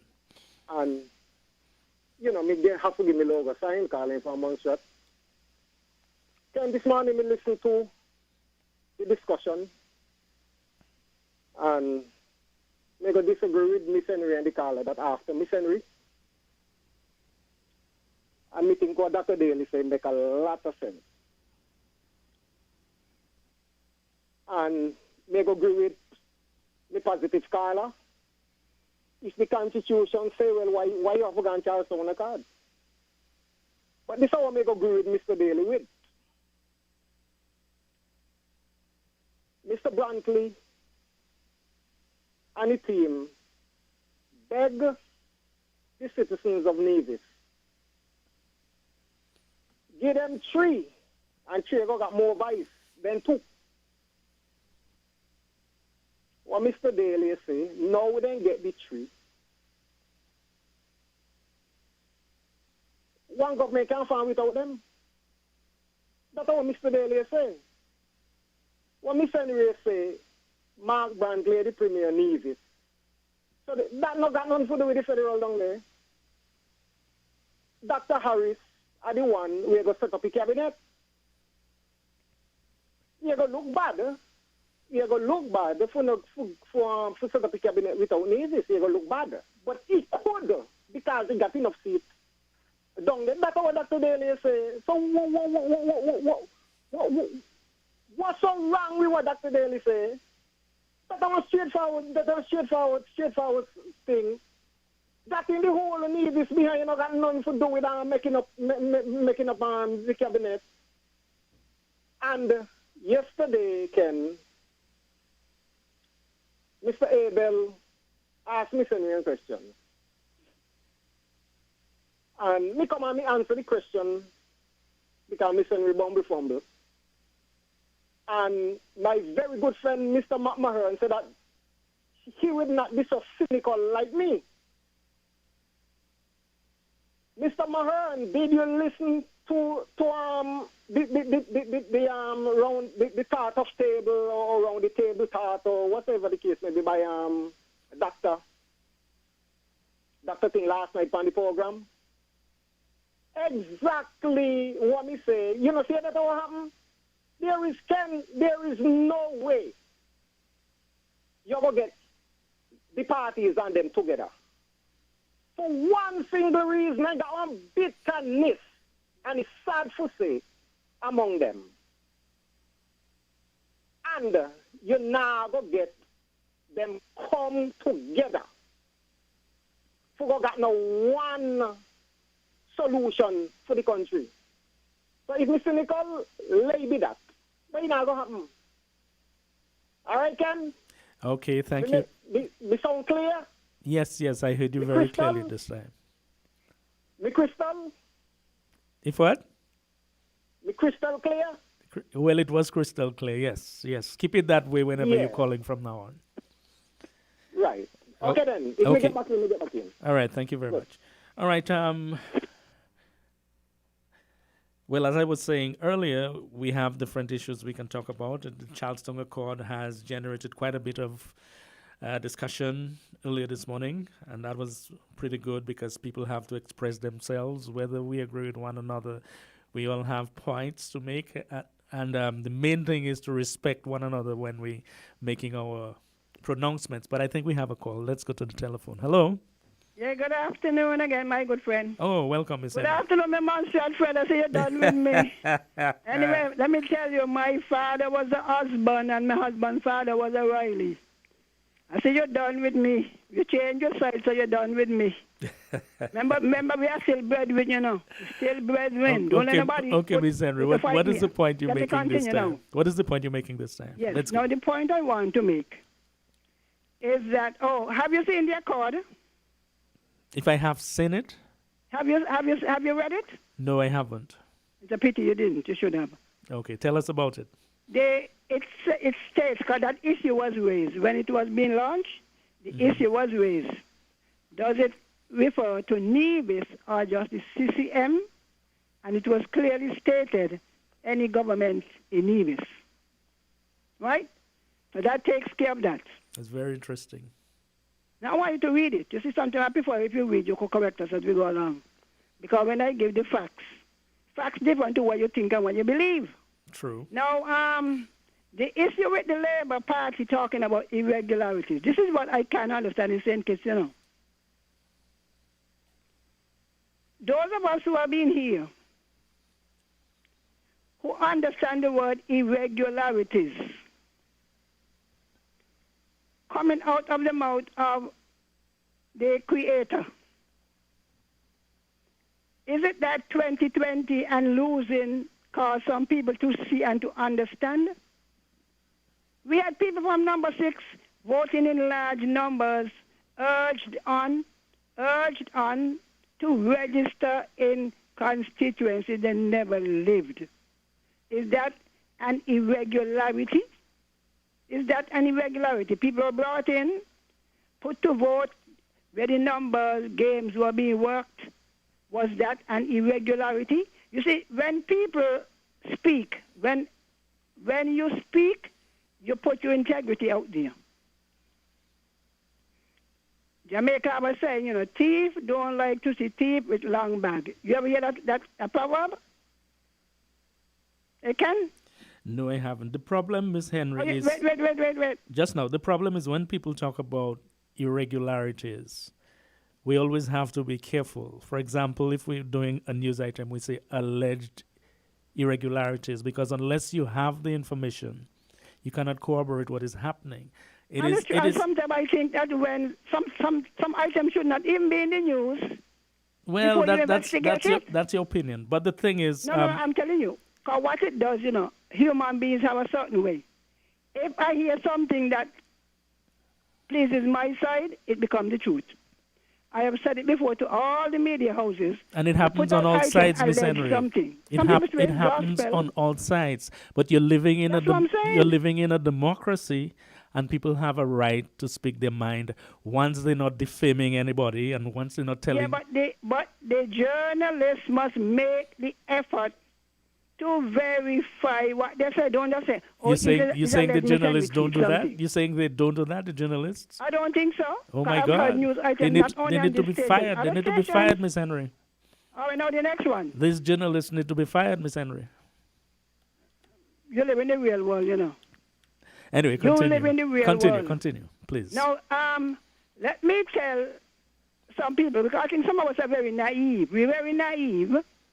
The whole aim of asking these questions is to try and create a division in the unity.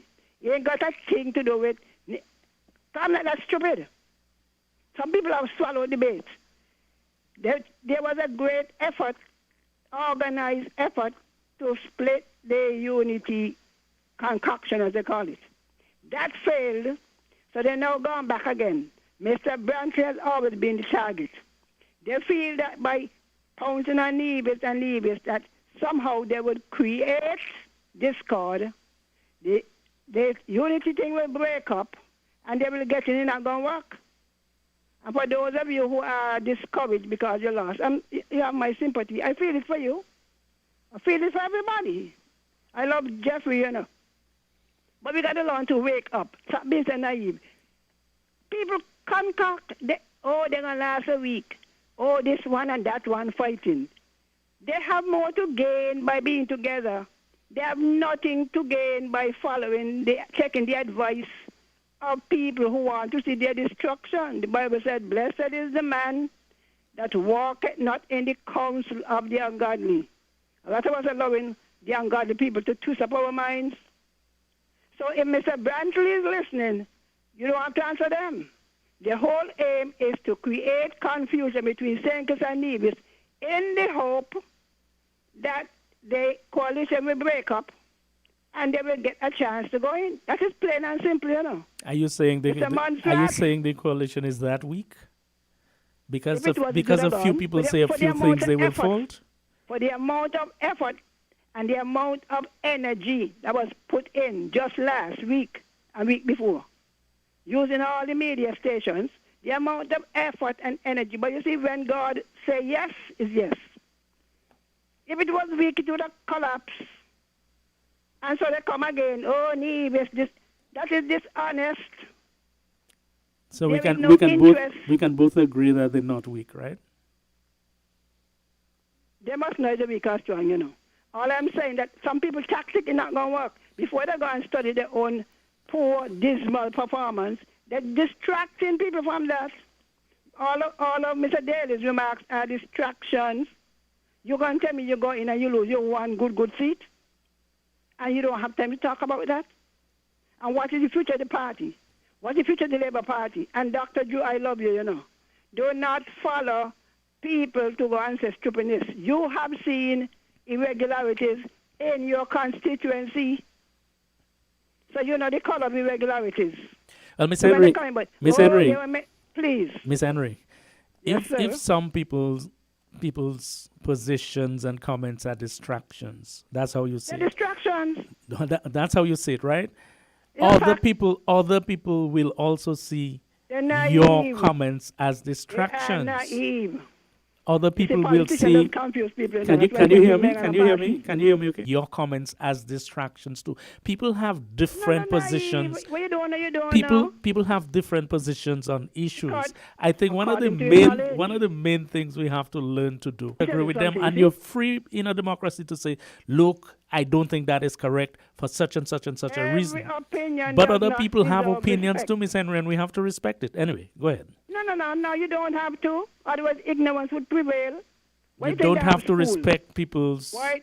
Some of them ain't no opinion. Some of them is just pure ignorance. Well, you see, that is why we have so much tribalism in the Caribbean, because we don't respect people's opinions. But go ahead. I don't want to interject. But it is up to you, Mr. Journalist. Read, and I told Abel so. Before you all raise a topic, research it. It cut down on the confusion. Before you raise a topic, you plan to raise this topic this morning, research it. So if I come, Ms. Henry, you are incorrect because so-and-so says so. I am telling you, this is what the Constitution says. Well, if you heard how the questions were phrased this morning, you would understand that we were trying to find out the status of the Charlestown Accord. So we all on a journey, and if you have information to share that is correct, feel free to educate us, Ms. Henry. We have absolutely no problem with being educated. But if we are looking at an issue that we're not aware of what the situation is, you are an expert, experienced journalist. I could forgive Abel, but when you come in, do you research before you come? Well, you are part of my research, so I'm so glad you're here today, educating us. Look, I tell people, they know, look, I got my knockboard from all sides, you understand? From Palm Labor, everybody. So that's why I just say anyway they may got no party. But I hear people misleading other people, and people, Mrs. Henry and some of them who talk. I did that kind of work. Let me address something Mr. Gentleman said for his information. Now he was saying that what Nevis gets from the federal government goes into their account as transfer and not income. You heard him say that, right? Yeah, go ahead, please. All right. Now, it goes in correctly as a transfer. When the St. Kitts government collects the revenue, so like that, right, general revenue, and it gives some to Nevis, it is a transfer. A transfer is a gift. If you were to put it as an income in Nevis account, in every case, when we do the work, we put the Nevis account, we aggregate them, as we call it, right? We add up the Nevis, some people don't know that. We add up the Nevis numbers with the St. Kitts numbers. St. Kitts is going to show, say 100, and they gave Nevis 25. If you were to put 25 over there as Nevis income, you then get 125. You follow? I'm following, yes, go ahead. Yeah, so sometimes people, so whenever the accounts are presented and used to them, it is the same. That's the work I used to do. That is why I just come to explain to people. You have a St. Kitts and Nevis account. They put them together. They put the debt together. They put the income and the revenue together. Once you don't take in some from one side to put to the other side. So when it goes into the Nevis account as a transfer, that is correct. It is given from the total. Otherwise, if you have to add the two of them together, you're gonna get more than the original total, Mr. Dr. Daly. I want people to learn, People think Miss Henry is this and that. Miss Henry, that was the work I did for 18 years, 18 long years. I don't talk politics. People get all flustered. The aim of this whole discussion is a distraction from the party's failure, the two of them, and a desire, and the objective is to create chinks or dents or whatever so that it would benefit them. You are an experienced man, you know that. And for those who know the Bible says there's 6 things God hates, and the 7th one is those who cause division among brethren. God hates it. God hates it. Okay, so is that it, Ms. Henry? Having an opinion different to yours does not make me less a Christian. Okay, is that it? Thank you very much. Yes, God bless you. All right, thanks a lot. Okay, we're going to take a few messages now, and hopefully we'll be back with callers on the telephone in just a little while. WINN is 98.9. 98.9 is Win FM. Why not stay in? Turn off the alarm clock and sleep some more on your perfect mattress from Quartz. For the widest range of mattresses from the world's best brands, the best value guaranteed. Shop today and let our sleep experts help you to decide on the best option to suit your needs. At Quartz, we don't just sell mattresses, we're offering you the best night's sleep. So, sleep in a little on your new mattress from Quartz. Quartz, bringing value home. This is an unprecedented announcement from Horseman's. Get up to $30,000 off and pay zero VAT on top of that. It's Horseman's Automotive Unprecedented Sales Event happening now. Yes, for the first time ever, you get up to $30,000 off and pay zero VAT on top of that. Yes, pay zero VAT and get up to $30,000 off on top of that. This has never been seen before. Unprecedented savings at the Unprecedented Auto Sales Event at Horseman's Automotive. Up to $30,000 off and pay zero VAT on top of that. Let me repeat, up to $30,000 off and pay zero VAT on top of that. Don't miss it. It's unprecedented. Terms and conditions apply.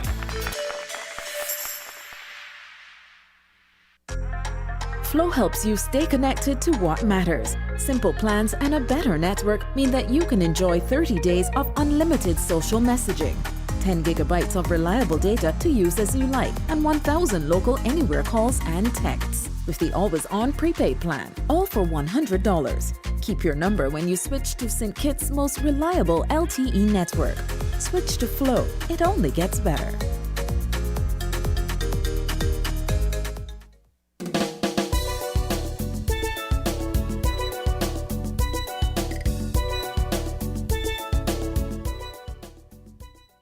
Okay, we are back, and of course, we have a number of matters that we're looking at. Let me focus now on the CARICOM Electoral Observer Mission. They came in on Wednesday and they left on Sunday, and their judgment. Okay, let's hold that back a little because I think we have a call there. Let's go to the caller. Hello. Yes, Mr. Richards. First off, when the Charlestown Accord was signed, it was signed between parties, not really government. Okay? So, and once that happens, you cannot commit any particular government to whatever agreement the parties made. Okay? What I would suggest, though, is that we wait for the cabinet appointments to get a feel for just how unified and inclusive the two islands are. Because there's precedent for this, you know. When Nevis is needed, they get the finance ministry, they get the foreign ministry, and other sexy ministries. When they are not needed, the Nevisian counterparts of whatever government is in power get Minister of Ecclesiastic Affairs and Minister of Natural Resources, or, you know, some insignificant area like that. Okay? We all know what should happen in constitutional reform that you spoke of before the break. St. Kitts should get its own island assembly, and Nevis has its island assembly, and each island govern themselves as separate entities with agreed upon contributions to a leaner, meaner federal government.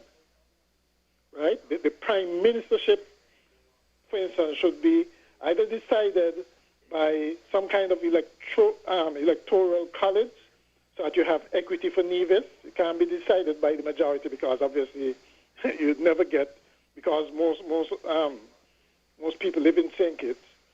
You know, you can't do it by just the voters. Okay, it has to be some electoral college arrangement so that Nevis can get equity. Either that, or you have alternate prime ministers. Okay, one for, let's say, 2 years from Nevis for 2.5 years, and one from St. Kitts for the other 2.5. But you know, something absolutely needs to be done. With regards to the observers, they were here on the ground for a very short period. They made their comments based on that short period. Okay, and I mean, it's very easy to say that what went on in the polling stations and the count and that sort of thing were free and fair. right? But that is separate from things like the campaigning leading up to the elections, okay?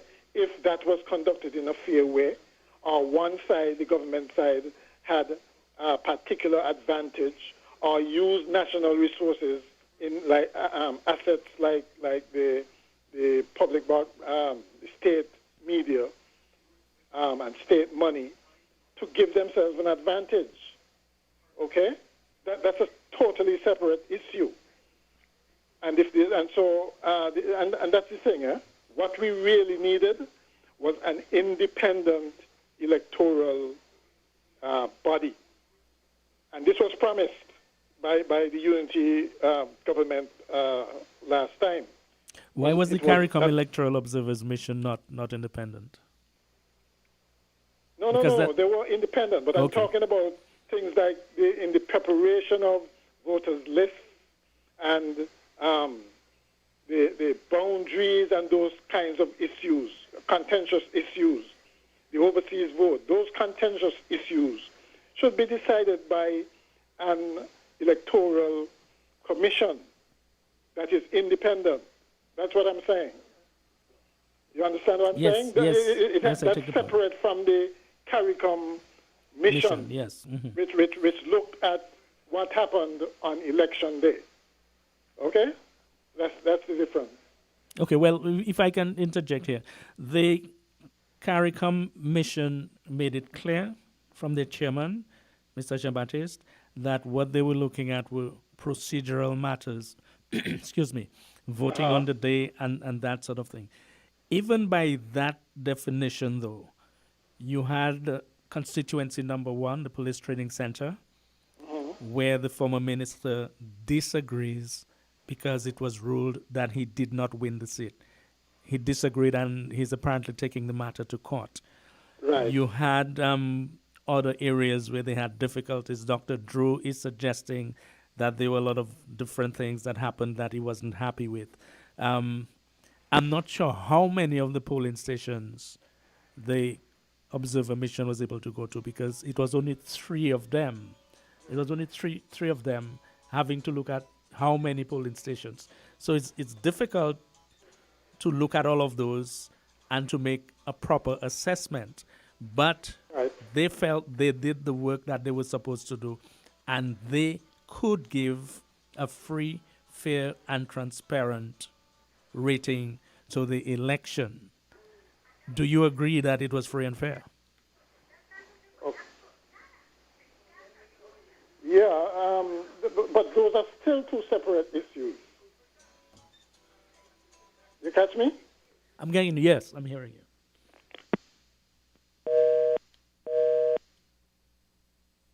Hello? Okay, yes, I think we lost him there. But if okay, we have another caller. Let's go to the telephone. Hello?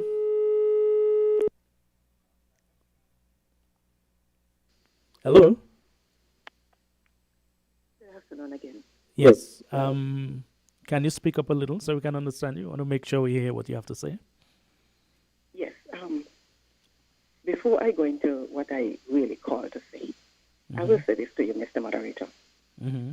Whenever a question is asked, one of 2 things happen. One, either a response is given or the answer is given to the question asked. For example, if I ask you, Mr. Moderator, if I tell you a pond is out there in the yard, I want you to look inside of it, and I want you to tell me how many rocks or stones are in it. You can do one of 2 things.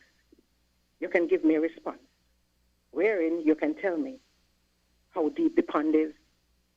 You know, you can give me the measurements, and you can tell me, oh, you see a big rock in it. Okay? A response was given, but the answer was not given. Sometimes when a question is asked, you hear people say, well, he or she answered the question, but just that the person ain't get the answer that they wanted. So how would people know that the person didn't get the answer that they wanted if the person did not know what the answer should be in the first place? If I ask how many rocks are in that pond, I expect you to give me an answer in terms of numbers. You can tell me 5, you can tell me 6, you can tell me 7. All right? I will feel satisfied to know that the answer is given. But if you're going to tell me the measurement of the pond, okay, and how deep it is, and the color of the rocks, I didn't ask that. But you gave a response. But that response is not an answer. Now, finally, that report from the CARICOM observers. Just one second. You were making that point to say what?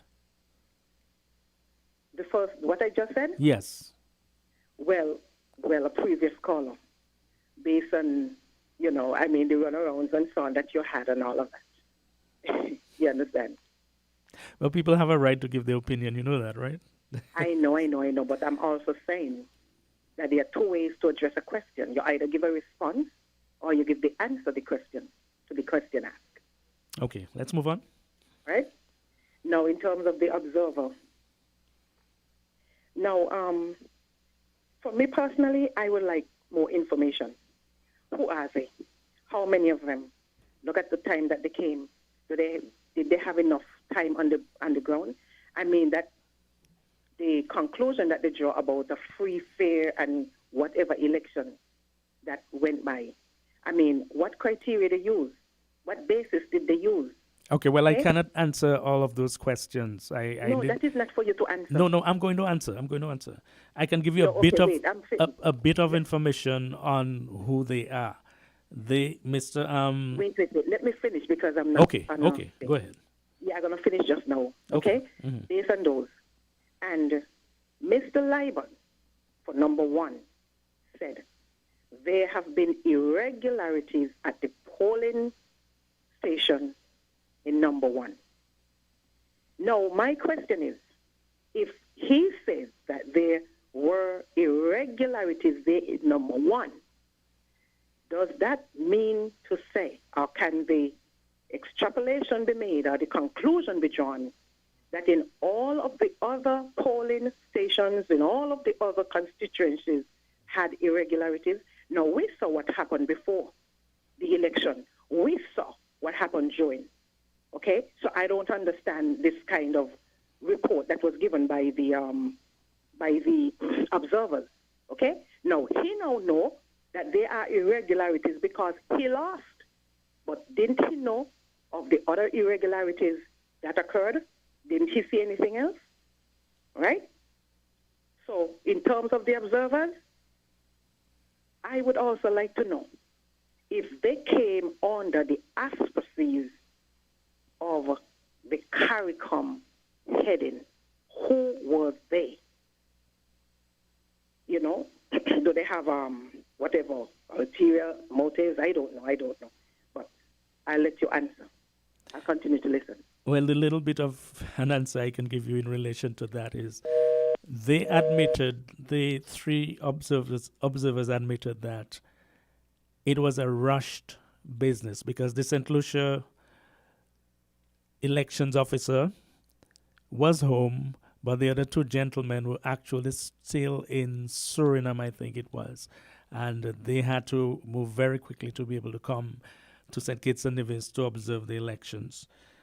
In terms of who they are, as I said, Gaspar Sejan was or is the chief elections officer in St. Lucia. The 2 other gentlemen were from Grenada. One of them is called Ali Gill. He's a former politician. He's an ambassador now.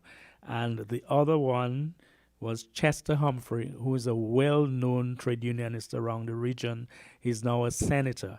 And I think they tried to do a good job, but it was under trying circumstances because, as I said, only 3 of them, and they were rushed. They admitted they were rushed coming to St. Kitts and Nevis.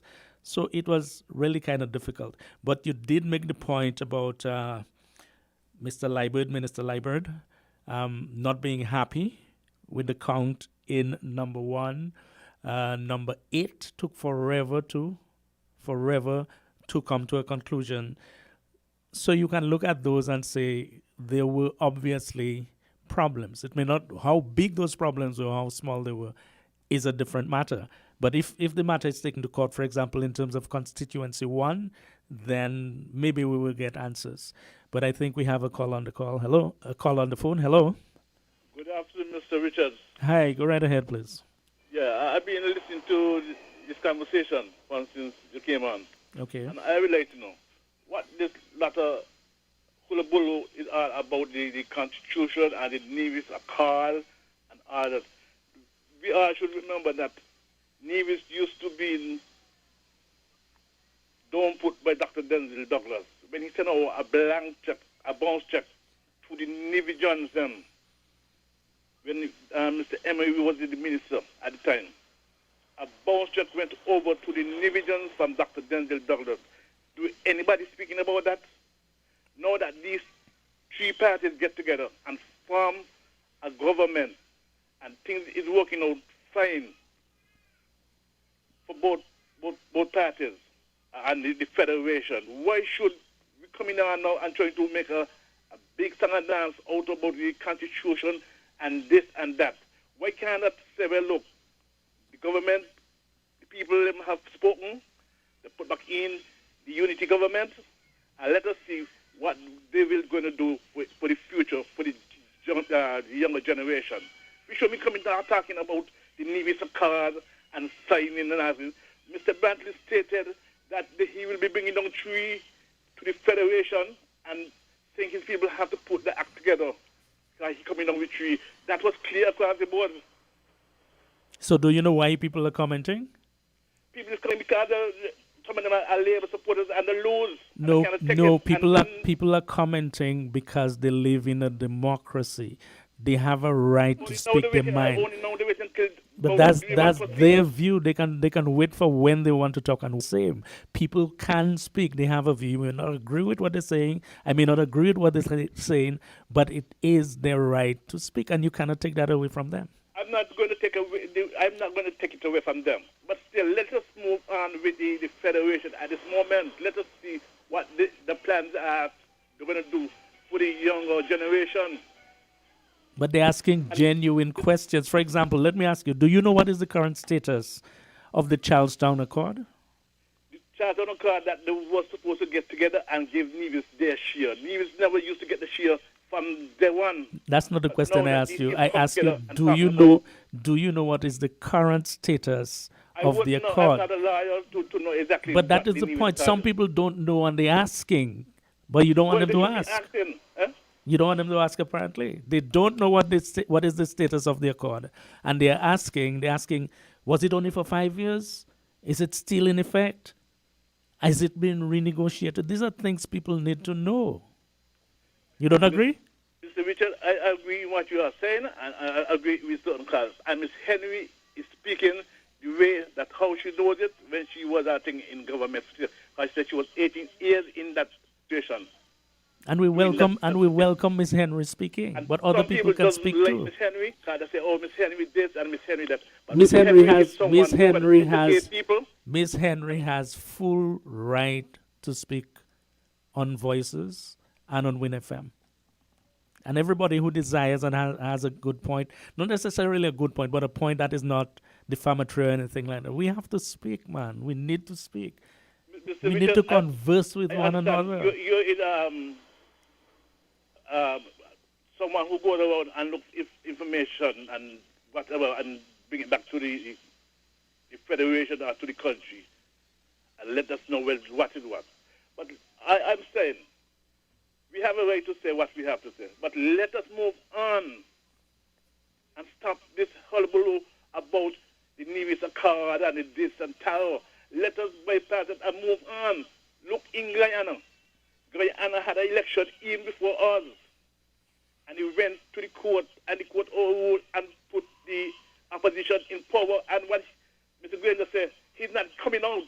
that is. Do we want to be like that? That is your understanding of what is happening? Do we want to be like that? That is your understanding of what is happening? We want to move forward. Dr. Timothy Harris said 2 terms in office, and he's moving out, giving somebody somewhere. Fine. What else do you want to be here for 30 years, 40 years? What? Okay. I don't see it. All right. Thanks for your position and your contribution. And we have another caller, so let's go back to the telephone. Hello. Good day, Mr. Richards. Hi. So let us not confuse the irregularities that Mr. Patrick Liebert is speaking of and to what the Labour Party is speaking of. What Mr. Patrick is referring to as irregularities are the 98 rejected ballots that he believes has an impact on his loss. No other constituencies has that those type of rejected ballots that could swing the results either way. So he believes that those rejected ballots were in his favor, and that cost him his election. And that's what the irregularity he's talking about. Okay, so it's not the same as what Labour is saying. So did anybody say it was the same? Excuse me. Did anybody say it was the same? Well, people are saying, well, if he's finding irregularities now, how come? Look, that means it irregularities is other places, and that's not the same. It is Mr. Liebert's right to go to court if he feels that he was wronged. Same thing with the others who were part of the election. If they feel there were irregularities, whatever those regularities were, they have a right to go to court as well. They have a right to talk about it. Nobody said they're the same. They're not saying whatever it was. They said what the irregularities were. They were saying people got paid, that people voted in dead people's name, all these things. If they believe that is true, then they can go to court, yes. But that is different to 98 rejected ballots. One is actual, and one is just in someone's mind.